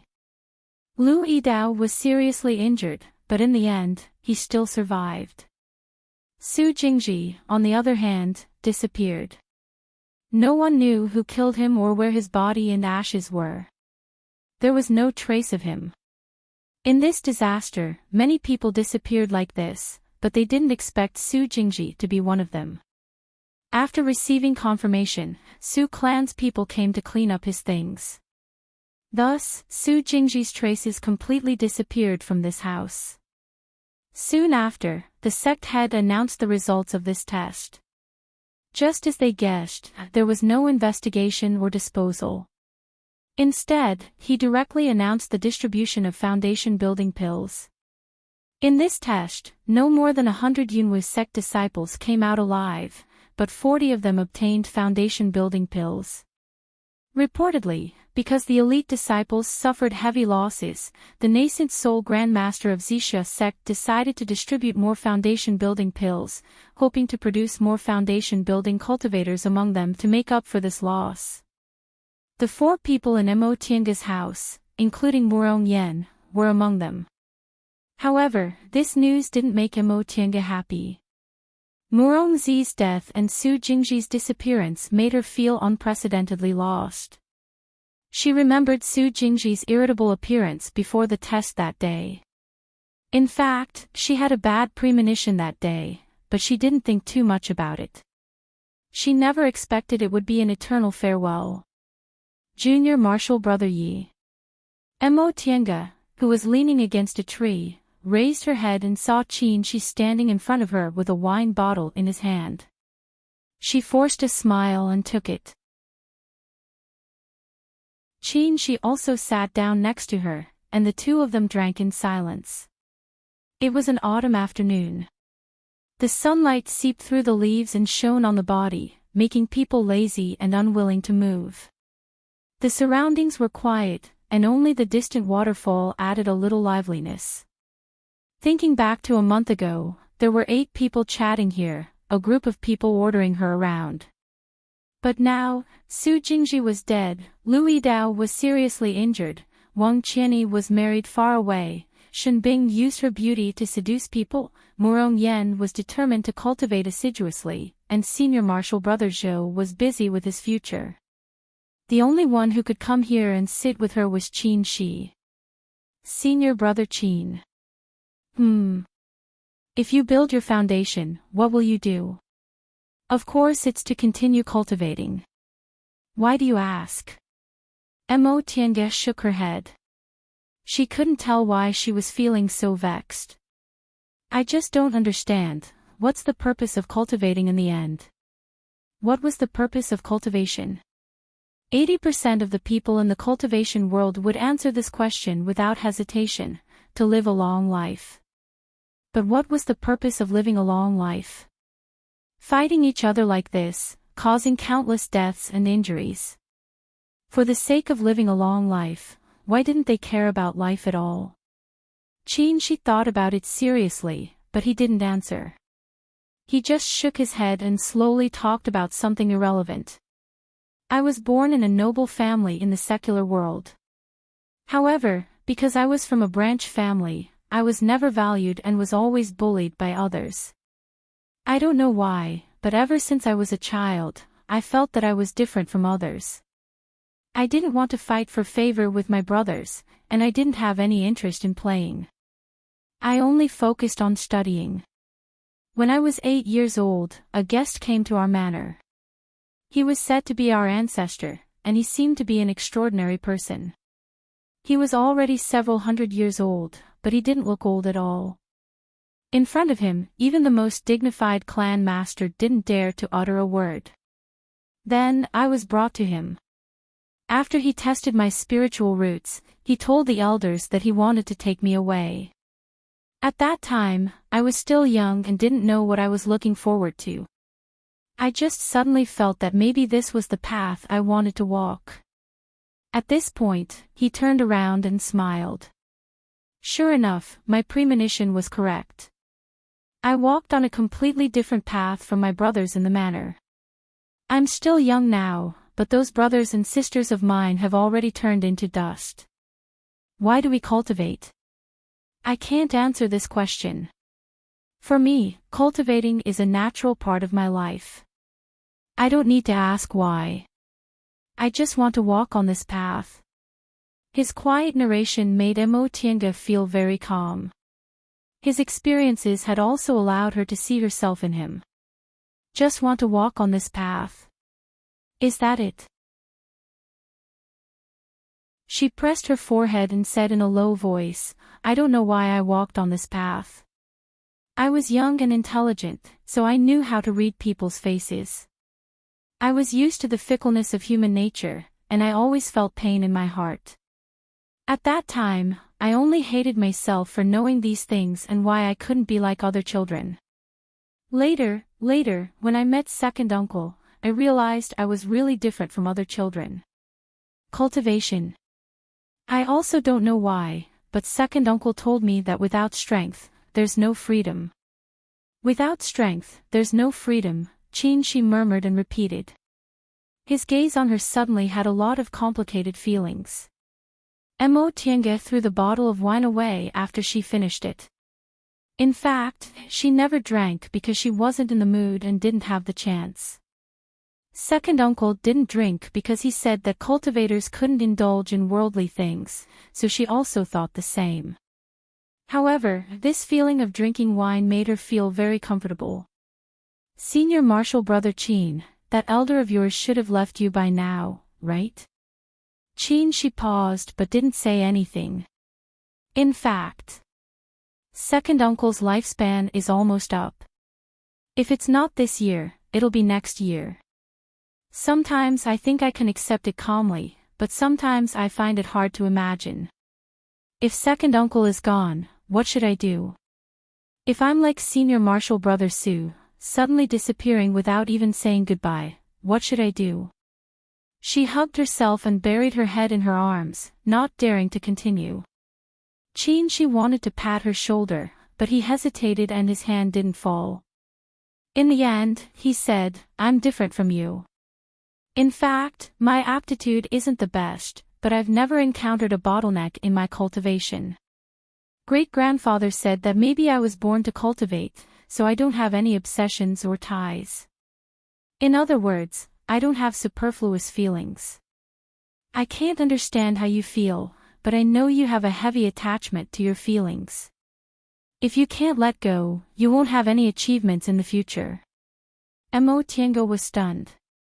Obsession, she sighed and finally patted her shoulder. This is all I can say. Whether you can do it or not, it's up to you. Cultivation.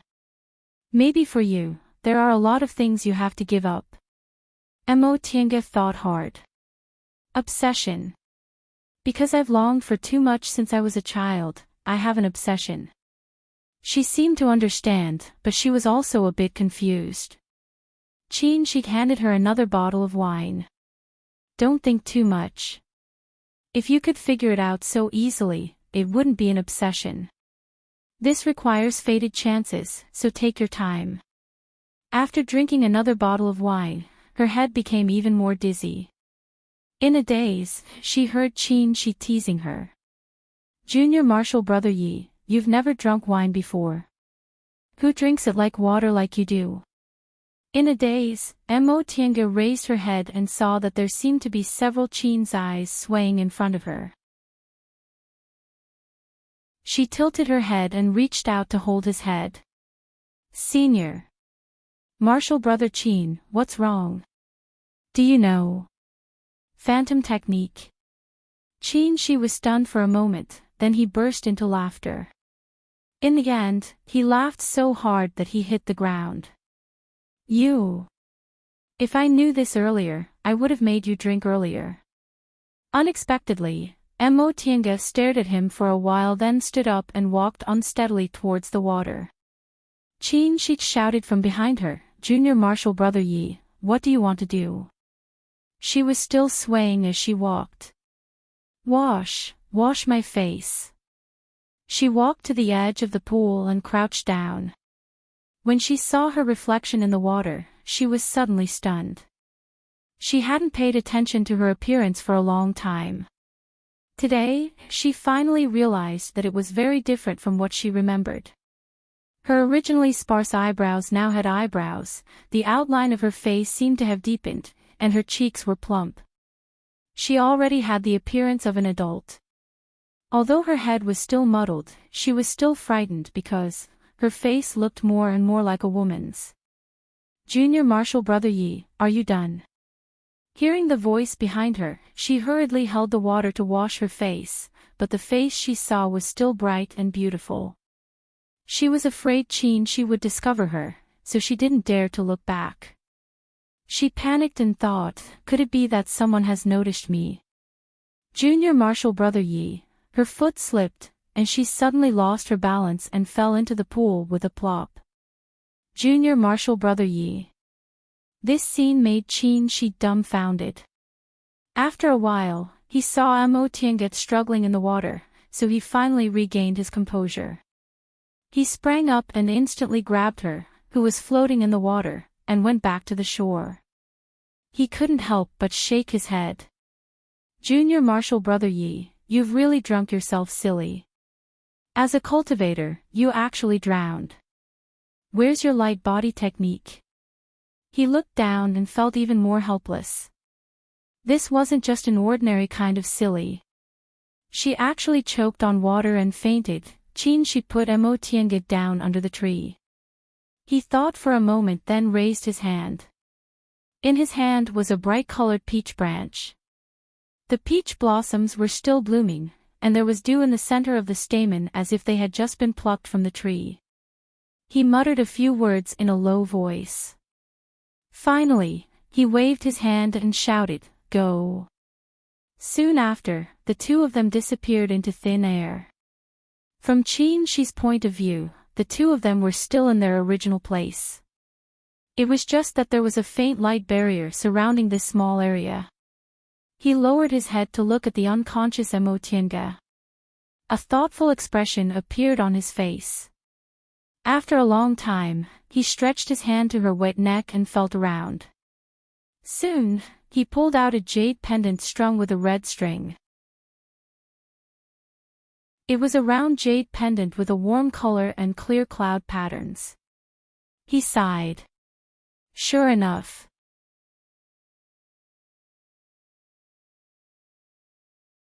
Chapter 71. When Emotianga woke up from her sleep, she felt a splitting headache. She propped herself up. The room was dark, so she rubbed her head in a daze. Strange, how did I fall asleep? She sat up and circulated her energy to cultivate a small circle. Only then did her head stop hurting. She also slowly remembered what happened before she fell asleep. No, it should be before she got drunk. How shameful. She never drank before, yet she tried to drown her sorrows with alcohol. The worst thing was that she actually forgot herself after getting drunk. She groaned and fell back. Fortunately, there was only Senior Marshal Brother Qin at that time, so no one saw Senior Marshal Brother Qin. She hurriedly sat up and touched her body. Fortunately, her clothes were intact, and the psychic jade pendant was still there. She breathed a sigh of relief, but she felt a bit regretful. She didn't remember what happened before she got drunk. She only vaguely remembered that Qianxi told her to let go of her obsession to continue on the path of cultivation, but she felt like she forgot something. She thought for a long time, but she really couldn't remember, so she simply ignored it. Since she couldn't remember, it wasn't important. What was important was that she had to warn herself that she couldn't relax her vigilance like this again. Fortunately, Qianxi didn't do anything to her. Otherwise, her secret might have been exposed if it was someone else. With this thought in mind, she got out of bed to freshen up. She then took out several moonstones from her Qiankuan bag and threw them on the bed. The room instantly became bright. Although her clothes were intact, they were wrinkled and smelled of alcohol. Emotianga frowned and walked to the washstand in the corner. She then took off her coat and wiped her face. When the smell of alcohol dissipated, she took out her new clothes and put them on. She was about to untie her hair and comb it again when she suddenly saw her reflection in the bronze mirror. She froze. She thought for a moment, picked up the comb, scattered her hair, carefully parted it and coiled it into a bun. During this process, her hair was combed crookedly several times because of her rusty technique. When she finished, she couldn't help but smile bitterly at herself in the mirror. She hadn't dressed as a woman for almost 10 years, and she didn't even know how to comb her hair. The person in the mirror was unpleasant no matter how she looked at it. She then scattered her hair again and combed it into an ordinary Daoist bun. However, the face in the mirror was still too handsome for a man. After thinking for a while, she rummaged through her Qiankuan bag and found a few things. First, he used a long black strip to thicken his eyebrows. Then, he poured out some gray powder from a jade bottle and smeared it on his nose, the corners of his eyes, and his lower jaw. Now that she looked at the person in the mirror, she noticed that he had sharper facial features and thicker eyebrows. He looked more like a man. He carefully erased some of the traces before putting the items away. These 2 items were actually smithing materials. But since they weren't poisonous, it wouldn't matter if he used them to wipe his face. The most important thing was that the foundation building pill was right in front of him, so he had to be a bit more careful. Once she was done with everything, she returned to the bedside and took out her Qiankuan bag from inside her robe. She tidied it up then sat down cross-legged to cultivate. Actually, she had gained many things from this trial. Just the corpses of the demonic beasts were already a great fortune. There were also pills, spirit tools, and all kinds of materials. Just the spirit stones alone amounted to over 1,000 pieces. Tiange felt quite conflicted after she returned. Working hard for several years wasn't as good as killing a few people. Fortunately, she suppressed the injustice in her heart in time. If she ignored this ruthless thought, it would lead her to become a devil in the future. Unknowingly, several hours passed. The sky outside was already bright. Tiange withdrew her spiritual aura, jumped out of bed, tidied up her clothes, opened the door, and walked out. Outside the hall, Qin Shi was sitting in his usual position, drawing talismans. When he heard her voice, he didn't even raise his head. Junior Marshal Brother Yi, you finally woke up. Thinking about yesterday, Tiange felt a bit uneasy. Seeing that his expression wasn't abnormal, she finally felt relieved and said, "What's wrong?" "To get the foundation building pill." Qin Shi put away his brush and paper. When he turned his head, he was stunned. His reaction made Tiange a bit nervous. Was the makeup on my face too obvious? After a while, Qin Shi shook his head. I'm really muddle-headed. I feel like you're a bit different today, but I can't see what's different. Tiange felt a bit relieved. She smiled dryly. How could it be? Aren't we getting the foundation building pill? Let's go. Qin Shi nodded. The two of them walked out together. While walking behind them, Tiange secretly wiped her sweat. Originally, the four of them always moved together in this room.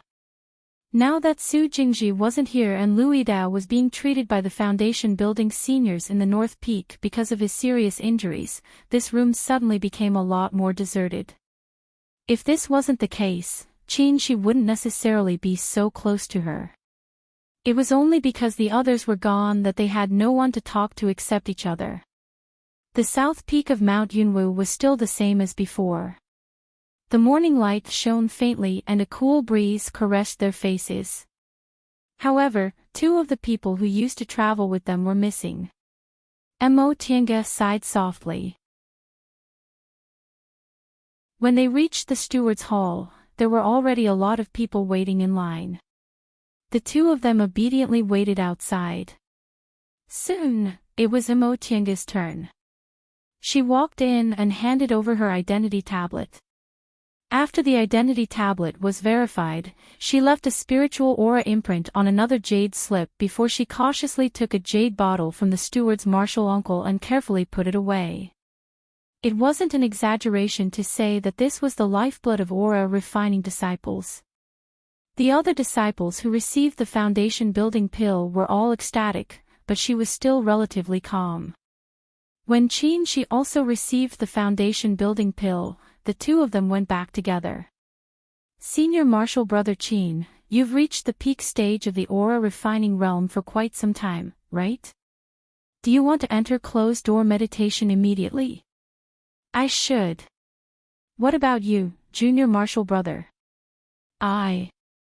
I'd better wait for a while. I haven't reached the peak stage of the aura refining realm yet. It won't be too late to enter closed-door meditation after I'm a bit more confident. That's good too. After they returned, Tiange and Qin Shi went back to their respective rooms. Tiange stayed in her room for a while before she opened the door again, preparing to go down the mountain. After receiving the foundation building pill, this matter was officially over. The prohibition against disciples leaving the monastery without permission was also lifted. She naturally had to go down the mountain to see second uncle first. However, since she just received the foundation building pill, she was afraid she'd be targeted by others, so she pretended to come back to pack her things before setting foot on the road down the mountain.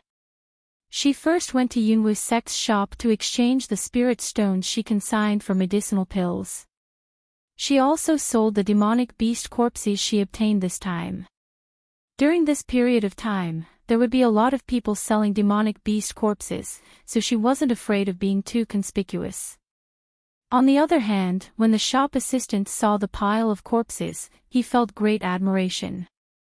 This assistant was also a disciple of Yunwu's sect, so he naturally knew about the competition this time. Since there were so many demonic beast corpses, the person who obtained them must be someone with superb skills. Therefore, he didn't dare to be negligent and respectfully gave her the spirit stones. Mo Tiange took the bag of spirit stones. She didn't count it and just threw a spirit stone as a reward.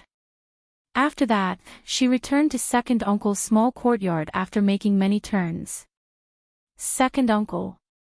A cough came from inside the room. Mo Tiange pushed the door open and saw an old man with a face full of wrinkles on the bed. She revealed a smile and said, "Second uncle, I'm back." Yi Jiang raised his eyelids and looked at her for a long time with his cloudy eyes. He then coughed and said with a hoarse voice, "Xiao Tian, you're not injured, are you?" "I'm fine." Mo Tiange hastily shook her head and sat on the small stool beside the bed. She then took out the jade bottle containing the foundation building pill and said happily, "Second uncle, look. I got the foundation building pill." Seeing the jade bottle, Yi Jiang took it with trembling hands. He opened the jade bottle and sniffed it. He then closed his eyes and nodded. "Yes, this is the foundation building pill." "Xiao Tian, you've worked hard." Mo Tiange repeatedly shook her head. "I'm just lucky. There was an accident in this test, so it was much easier to distribute the foundation building pills." Yi Jiang showed a loving smile and looked at her with pity. "Do you think second uncle doesn't know what happened?" "You. Forget it. It's good that you came out alive." His reproachful tone was actually warm and caring. She held second uncle's already withered hand and smiled sincerely. "Second uncle, you don't have to worry. I'm very powerful now. I diligently cultivate every day and I've also learned how to fight against others. I won't be soft-hearted anymore. Second uncle, I'm telling you, in this test." After spending 2 hours, Mo Tiange rambled on about what happened in this test. Yi Jiang smiled as he listened. Sometimes he praised her for her calmness in handling things, and other times, he gave her careful pointers, telling her how to handle things better. Mo Tiange felt she gained more from this conversation than she did from her own experience. With this thought in mind, she felt a bit depressed. If it wasn't for second uncle, what would she do? When she finished talking, Yi Jiang sighed and said, "Xiao Tian, you've really grown up from the way you handled things this time." Second uncle is relieved. "Even if you can't build your foundation this time, you're still young. It shouldn't be a problem for you to try a few more times." His words were like his last words. Mo Tiange bit her lip, grabbed second uncle's hand and whispered, "Second uncle, how could Yi Jiang not know what she was thinking?" He smiled and stroked her head. "Don't be like this. You're already an adult. You don't need second uncle by your side. If you form your gold core one day, go back to the Yi clan in the secular world and see if there are any descendants with spiritual roots. If there are, you don't need to rebuild the Yi clan. You can just pass down cultivation techniques." "Second uncle," she shouted angrily. Yi Jiang's expression turned serious and he said sternly, "Xiao Tian, it's not that you don't have to face it if you don't mention it. You have to remember that you're a cultivator, and a female cultivator at that. If you can't even accept reality, how can you go on? It's much more difficult for a female cultivator to achieve something than a male cultivator. Your aptitude isn't outstanding, and you don't have any clan elders to rely on. If you don't have a firm heart, you might as well give up early." Second uncle had never spoken to her in such a harsh tone. Mo Tiange was stunned. She lowered her head but didn't say anything. Yi Jiang softened his tone. "Do you still remember what second uncle has taught you all these years?" You don't have good aptitude and you don't have a backer, so you have to be stricter with yourself. You can't be weak, you can't be greedy, and you can't indulge in emotions. You have to remember that weakness and passion are the enemies of female cultivators. Not only today, but you also have to calmly accept second uncle's death. If you fall in love with him in the future, you have to restrain yourself. You have to know that people are fickle and the world is unpredictable. How could she not know this? But Yi Jiang once again closed his eyes and revealed a calm smile. Life and death are part of the heavenly Tao's reincarnation cycle. You and I are both cultivators, so we should understand the principle that the heavenly Tao's cycle is endless. Cultivators, and only when you cultivate the heavenly Tao can you become a true immortal. Go back and carefully comprehend it. When you can calmly face second uncle's death, you can come see me again. Mo Tiange was silent. After a long time, she finally gave him the medicinal pills, bid him farewell, and left. Weakness and passion are the enemies of female cultivators. The heavenly Tao's cycle is endless. Only when you cultivate the heavenly Tao can you become a true immortal. Mo Tiange stood in the courtyard and closed her eyes for a moment before she resolutely walked out.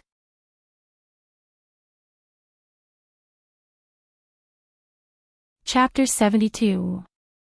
After obtaining the foundation building pill, Qin Shi really did as he said and went into closed-door meditation to make a breakthrough. On the north peak of Mount Yunwu, there were some places with especially abundant spiritual aura. Most of these places were the Immortal's caves of high-level cultivators, but there were also a few places that were opened as public Immortal's caves.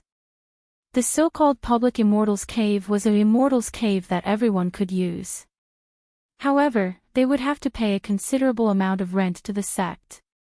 However, if it was for the sake of building one's foundation, it would be completely free, and one would even have priority. These public Immortals' caves were protected by formations both inside and outside, and there were also foundation building cultivators guarding them in shifts. Under normal circumstances, unless the time limit for closed-door meditation was over a year, no one would be disturbed at all. It was indeed the best place for closed-door meditation to attack the foundation-building realm. Going into seclusion to build his foundation would take at least 3 to 5 months, and at most a year. The first 2 months were used to nourish his body. Then, he would eat a foundation establishment pill and spend a few more months to absorb and adapt to it. If he built his foundation, he would have to spend more time to stabilize his cultivation. Whether Qin Shi succeeded or failed, it would take him a year and a half before he could come out of closed-door meditation. Mo Tiange, on the other hand, didn't think much of it. She was just envious and bored. What she envied was that before Qin Shi left, his expression was calm and without the slightest bit of worry. He seemed to be very confident, so he must have learned some kind of secret technique.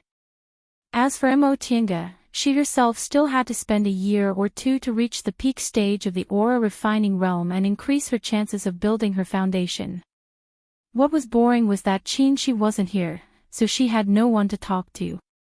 Lu Yidao's injuries were quite heavy, so he would have to stay in the North Peak for at least 3 to 5 months. Murong Yan, with the help of her clan, also went to a public Immortal's cave to enter closed-door meditation in order to advance to the peak stage of the aura refining realm. There was another person whom Qin Shi was slightly familiar with, Senior Marshal Brother Zhou. However, just like Qin Shi, he also obtained a foundation building pill and went to a public Immortal's cave to enter closed-door meditation in order to advance to the foundation building realm. If he wasn't too unlucky and ended up in the 12th layer of the aura refining realm, he would have been Marshal Uncle Zhou in the future. As for Jiang Shangheng, who was the only one left in the room, she simply didn't count him among her acquaintances. Ever since the matter of the school being annexed happened, not only did this guy ignore her, but he also became even more gloomy. Speaking of which, it was strange. When Jiang Shangheng first entered the school, he was already in the 10th layer of the aura refining realm. Now that She had gone into closed-door meditation to make a breakthrough, why didn't he make any movements? Of course, she wouldn't ask Jiang Shanghang out of curiosity. After all, they weren't friends.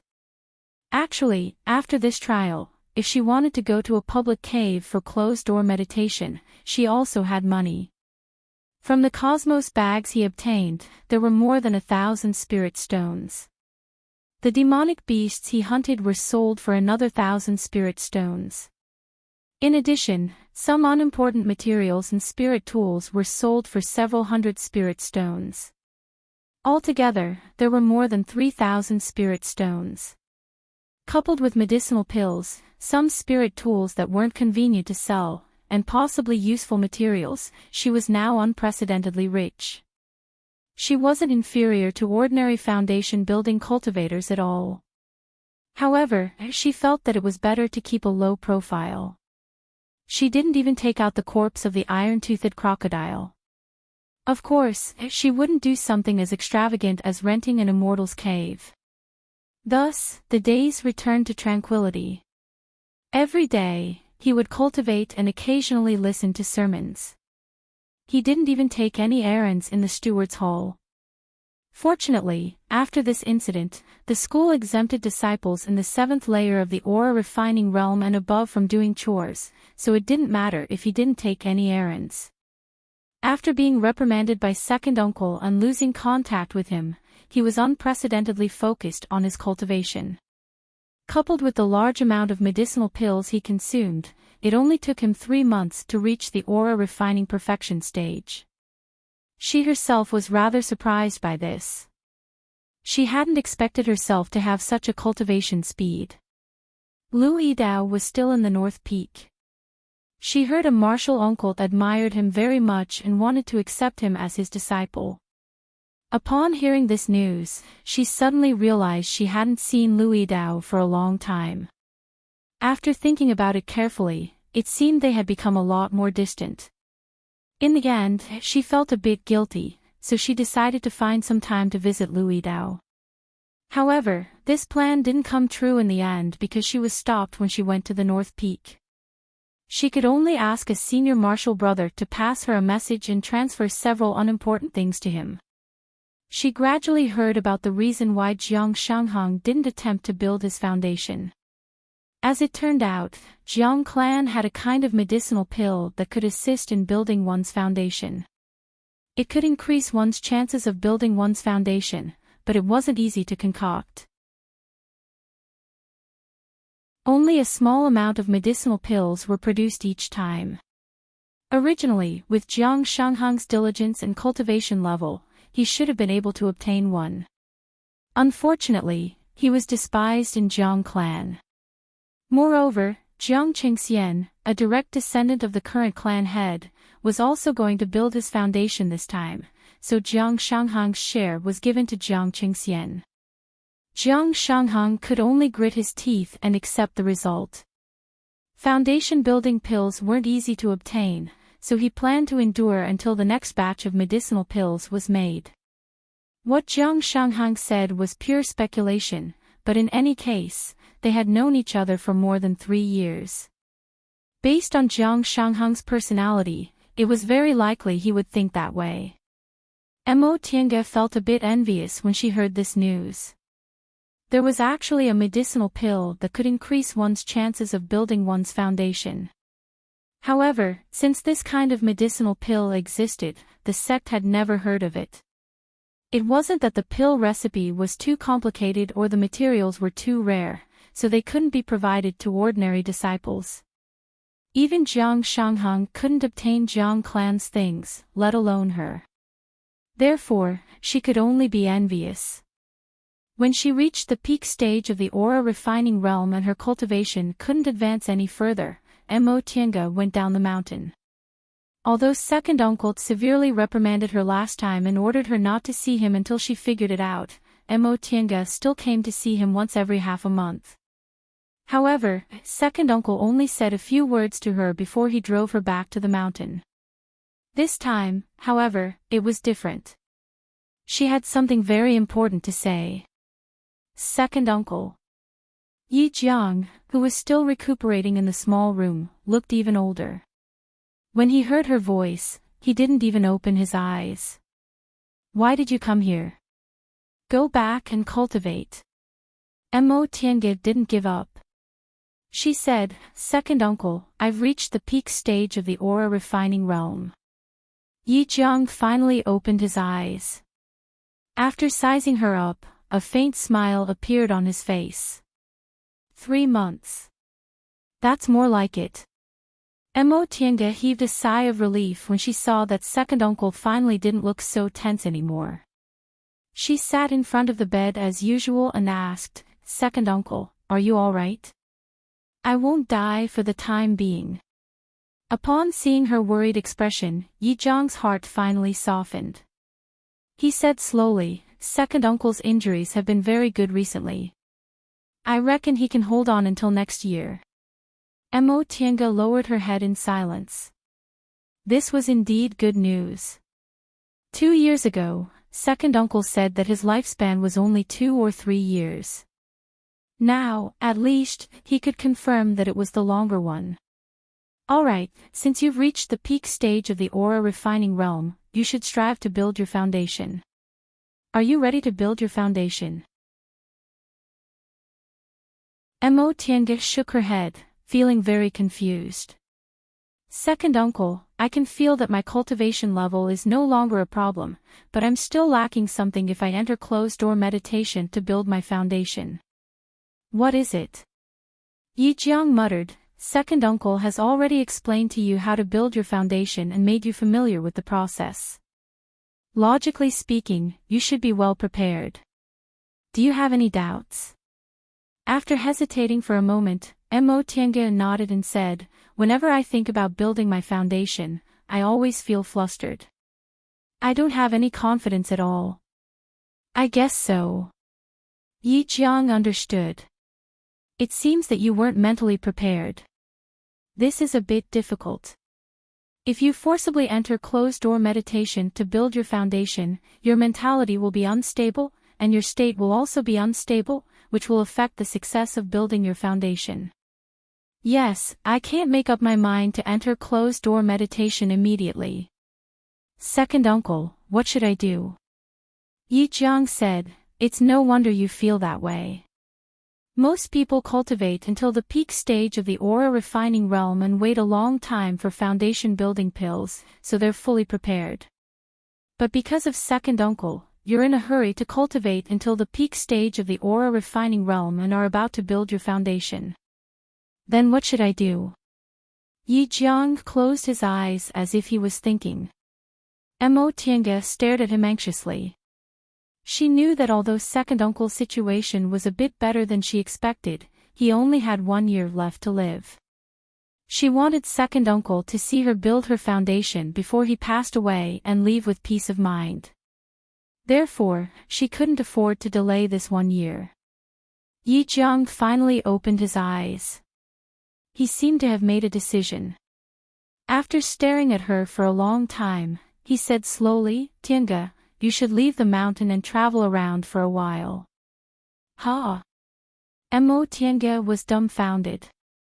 Travel? Doesn't that mean I have to leave Mount Yunwu and second uncle? Yi Jiang nodded. Yes. Whenever a cultivator is stuck in a bottleneck or their state of mind is unstable, traveling is the best solution. But Mo Tiange said anxiously, wouldn't that mean I have to leave this place? Second uncle, how can I leave you here alone? Yi Jiang showed a faint smile. Are you worried that second uncle will suddenly die here? Mo Tiange was speechless. She was indeed afraid. She was afraid that if second uncle passed away, she still wouldn't be able to build her foundation. However, she was even more afraid that second uncle would finish his last journey alone while she was gone. Yi Jiang sighed. Rest assured. When the end of a cultivator's lifespan is near, their perception of destiny will also become stronger. After making this decision, second uncle feels that he can still wait until you come back. Go. If you stay, I'm afraid it'll take more time. Second uncle, be obedient. Mo Tienga struggled for a long time but still shook her head resolutely. No. What if something unexpected happens? I won't go. What if you have to go? I absolutely won't go. Yi Jiang closed his eyes as if he didn't want to argue with her anymore. He knew how stubborn this child was. When he was seriously injured while hunting demonic beasts, his companions threw him on the road. It was this child who ran into the forest to find him regardless of her life. In the end, the two of them escaped from a life-and-death situation. Xiao Tian, take second uncle's natal primordial spirit tablet and go on your way. Mo Tiange was startled, but she only called out in a daze, second uncle. Yi Jiang closed his eyes and sighed. If anything happens to second uncle, you'll know when you see that primordial spirit tablet. Do you feel relieved now? Yi Jiang didn't say anything else to her. He took out a jade tablet from his robe, made a hand seal with his right hand and muttered something. A moment later, a drop of bright blood appeared between his eyebrows. He sped up his chanting and made a cut with his fingertip. The drop of blood instantly followed his hand and entered the jade tablet. The jade tablet immediately turned from white to dark red. After doing this, Yi Jiang coughed violently several times. Second uncle. Mo Tiange hastily supported him and patted his back. After a while, Yi Jiang regained his breath. He waved his hand and handed the jade tablet to her. If something happens to me, the natal blood essence inside it will be lost. If you see its color change, you can come back immediately. Mo Tiange silently took it. It seemed that second uncle had made up his mind to give her a natal jade tablet. Yi Jiang waved his hand and ordered her to go back. He said, "All right, go back to the sect and report this. Pack your things and go out to travel. Remember, open your mind and don't think about cultivating. Come back in half a year." Mo Tiange was silent for a moment. A moment later, a decisive expression appeared on her face as she nodded. "I understand, second uncle."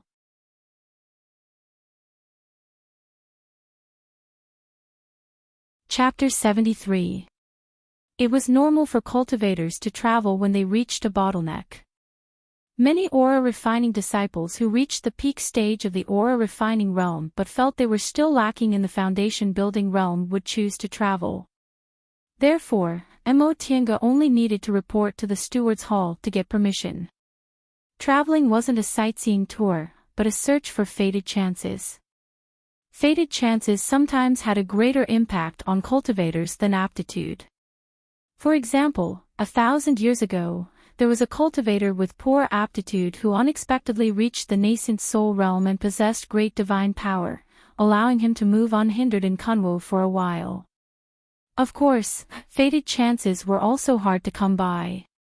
Fated chances like this only appeared once in many years. For most people, being able to obtain some spiritual plants or spiritual objects or have an epiphany that allowed them to break through their bottlenecks was already extremely good. Mo Tiange didn't have such a delusion. With her aptitude, if she relied on unobtainable fated chances, she probably wouldn't make a realm breakthrough even if she had 800 years of lifespan. Moreover, to be exact, her situation wasn't a bottleneck but an unstable state of mind. Because she was pressed for time and her aptitude was too poor, she didn't have any hope of successfully building her foundation, so she couldn't calm down. After thinking for a long time, Mo Tiange felt it was better to go to some big cultivation groups and communicate with their disciples. In any case, she was still young, had already obtained a foundation building pill, so there was no need for her to take risks for fated chances. With that decided, she bid farewell to second uncle and left Mount Yunwu. This was her first time traveling alone. Ever since she came to Kunwu, she had never left second uncle to go on a trip alone. However, she was no longer the little girl who came to Kunwu for the first time. She had seen a lot and was confident she could handle any situation she encountered. Mount Yunwu was located in a small corner of East Kunwu. Before it was annexed, there were only Zixia sect and Jindao school nearby. The nearest cultivation group was also thousands of miles away. Aside from some small cultivation groups, the closest one was undoubtedly the head of Kunwu's 7 great cultivation groups, Righteous Path's Tiandao sect. The 7 great cultivation groups in Kunwu were Tiandao sect, Xianqing school, Gujian sect, Biyun sect, Zhengfa school, Lingshou sect, and Danding school. Among them, the Spirit Beast sect and the Danding school, one was a beast-taming sect and the other was a pill-concocting sect. Both of them were unorthodox sects, and they only had slightly more people than the middle-level cultivation sections. However, because these 2 sects were quite skilled in beast-taming and pill-concocting, their sects were much stronger than the middle-level cultivation sections.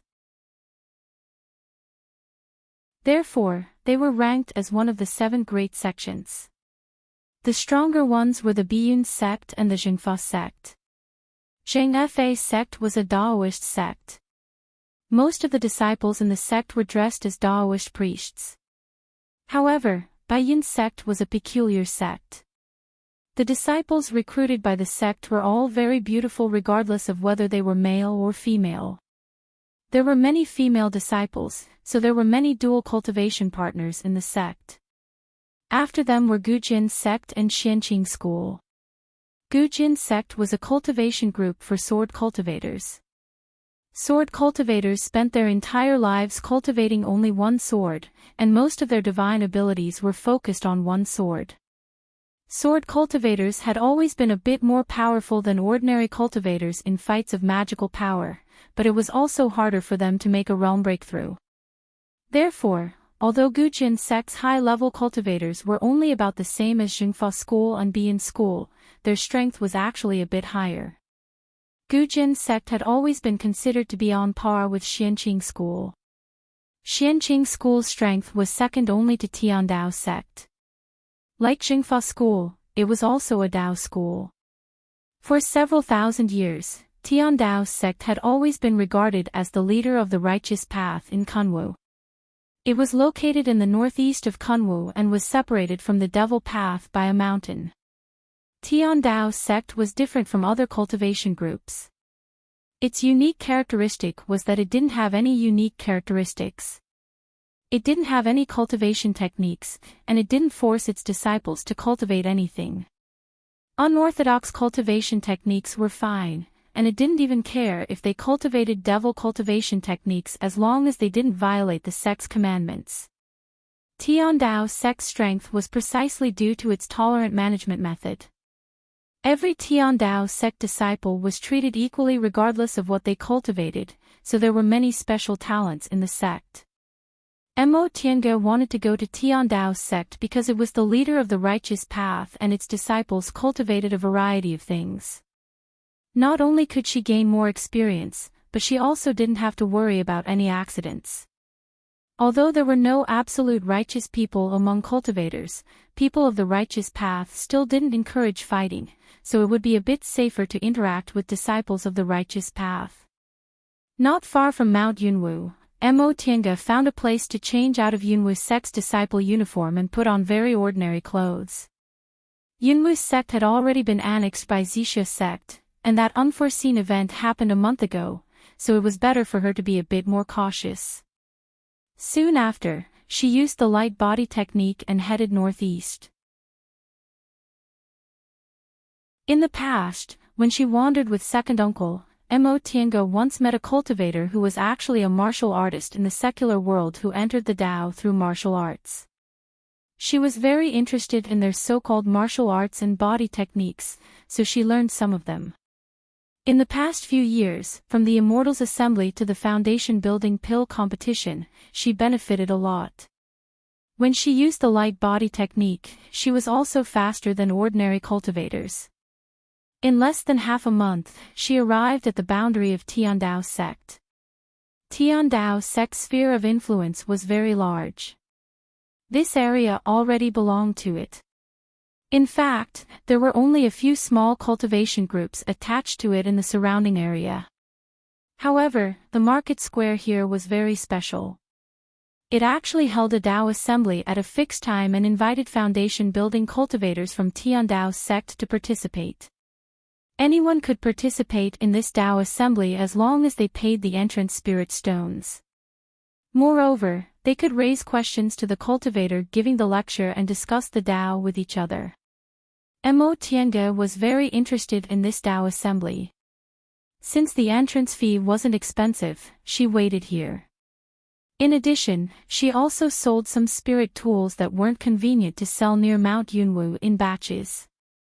Because the flow of people here was quite complicated and it was quite a distance from Mount Yunwu, these spirit tools were sold smoothly and earned her a lot of spirit stones. After coming out of a shop, Mo Tiange turned a corner and took off her robe. She changed her appearance and revealed her true appearance. When she went to the shops to sell spirit tools, she used the transfiguration technique to disguise herself into various different appearances because she still couldn't let people know the origin of these spirit tools. Besides, these shops didn't care whether the customers used the transfiguration technique or not. It was fine as long as they couldn't see her true appearance. She leisurely walked around the corner and released her divine sense. She didn't find anything unusual, so she faintly smiled and went into another shop. This shop's appearance was simple and didn't have any decorations. There were several brocade boxes on the counter, containing spirit tools, talismans, medicinal pills, and some miscellaneous items. The shopkeeper was a mortal woman. When she saw Mo Tiange, she greeted her enthusiastically, "Master Immortal, what do you want?" Mo Tiange was just strolling around, so she didn't answer immediately. She casually sized up the spirit tools on the counter before she turned to look at the woman. But when she turned her head, she was stunned. This woman was in her 20s and was quite beautiful. Although she was a mortal, she wasn't much worse than a female cultivator. Of course, this wasn't why Mo Tiange was surprised. What surprised her was that this woman looked so familiar. Mo Tiange carefully thought about it, but she couldn't remember when she saw this woman. Master Immortal. Mo Tiange regained her composure and saw the woman looking at her anxiously. She suddenly realized that she hadn't answered for a long time but had been staring at this woman for a long time. Moreover, she was now dressed like a man, so she must have scared this woman. Mo Tiange thought it wasn't convenient to explain, so she asked, "What do you sell in this shop?" Seeing that Mo Tiange's expression was normal, the woman promptly smiled and introduced, "Look at these spirit tools, talismans, and medicinal pills. They're all excellent. In addition, this shop also sells talisman paper and talisman brushes. They're all made of high-grade demonic beast materials. Please take a look." Mo Tiange had already swept her eyes over the things displayed on the shelves. The spirit tools were only common goods, they weren't high-grade spirit tools. The talismans were also low-grade talismans. She didn't know about the medicinal pills, but judging from the other things, they were probably just common medicinal pills. She just sold a lot of spirit tools, and she had a lot of talismans and medicinal pills on her, so she basically didn't need them. Thus, she casually grabbed a handful of talisman paper, a talisman brush, and some cinnabar. "How many spirit stones do you have here?" The woman looked at them then said with a smile, "These talisman papers and cinnabar only cost 1 spirit stone, but this talisman brush costs 7 spirit stones." For the current Mo Tiange, 8 spirit stones weren't much. She immediately took out 8 spirit stones from her Qinkuan bag and placed them on the counter. The woman was very happy that a business deal was completed so easily. She wrapped up the things she wanted and handed them to Mo Tiange, then said respectfully, "Master Immortal, these are the things you wanted." Mo Tiange took them and was about to leave when a young cultivator came into the shop. This cultivator was only in the 5th layer of the aura refining realm. He wore ordinary clothes and looked exhausted, but his face was handsome and looked quite elegant. As soon as the young cultivator entered the shop, the woman who guarded the shop called out happily, "Husband, you're early today." As it turned out, he was this woman's husband. This wasn't uncommon. Female cultivators were originally fewer than male cultivators, and many low-level female cultivators were taken as concubines by high-level cultivators. It was often very difficult for low-level male cultivators to find a Dao companion, so many of them married mortal women as their wives or concubines. Mo Tiange didn't know whether this beautiful woman in front of her was a wife or a concubine. The cultivator responded faintly with a very cold expression. Once he raised his head and saw Mo Tiange, he immediately smiled and said, "Fellow Daoist, do you need anything?"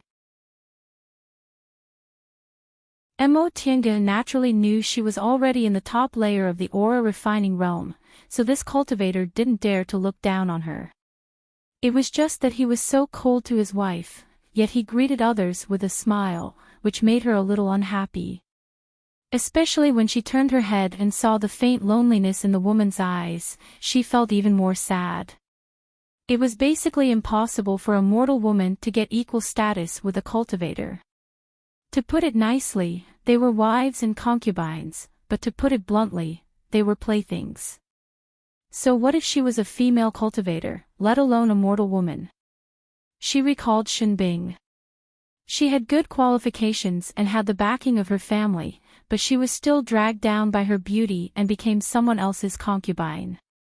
Thinking up to this point, Mo Tiange suddenly lost her mood and coldly said, "It's nothing." The cultivator didn't care about her indifference and still said enthusiastically, "Fellow Daoist, you can look around more. Everything else in my shop isn't good, but the talisman papers and talisman brushes are all good. I personally made them." Before Mo Tiange could say anything, the woman already said, "Husband, this master Immortal has bought talisman papers and talisman brushes in the shop." "Really?" The cultivator smiled awkwardly. "That being the case, thank you for your patronage, fellow Daoist. Please make yourself at home." Mo Tiange nodded slightly, but she didn't want to leave. She pretended to be interested and started to examine the spirit tools on the shelves. The woman was about to introduce them, but Mo Tiange waved her hand and said, "No need to greet me. If you like them, you'll tell me." Seeing that Mo Tiange didn't want to be disturbed, the woman retreated. Seeing her husband's tired appearance, she hurried back and forth to serve tea. Mo Tiange sighed inwardly. She really didn't understand.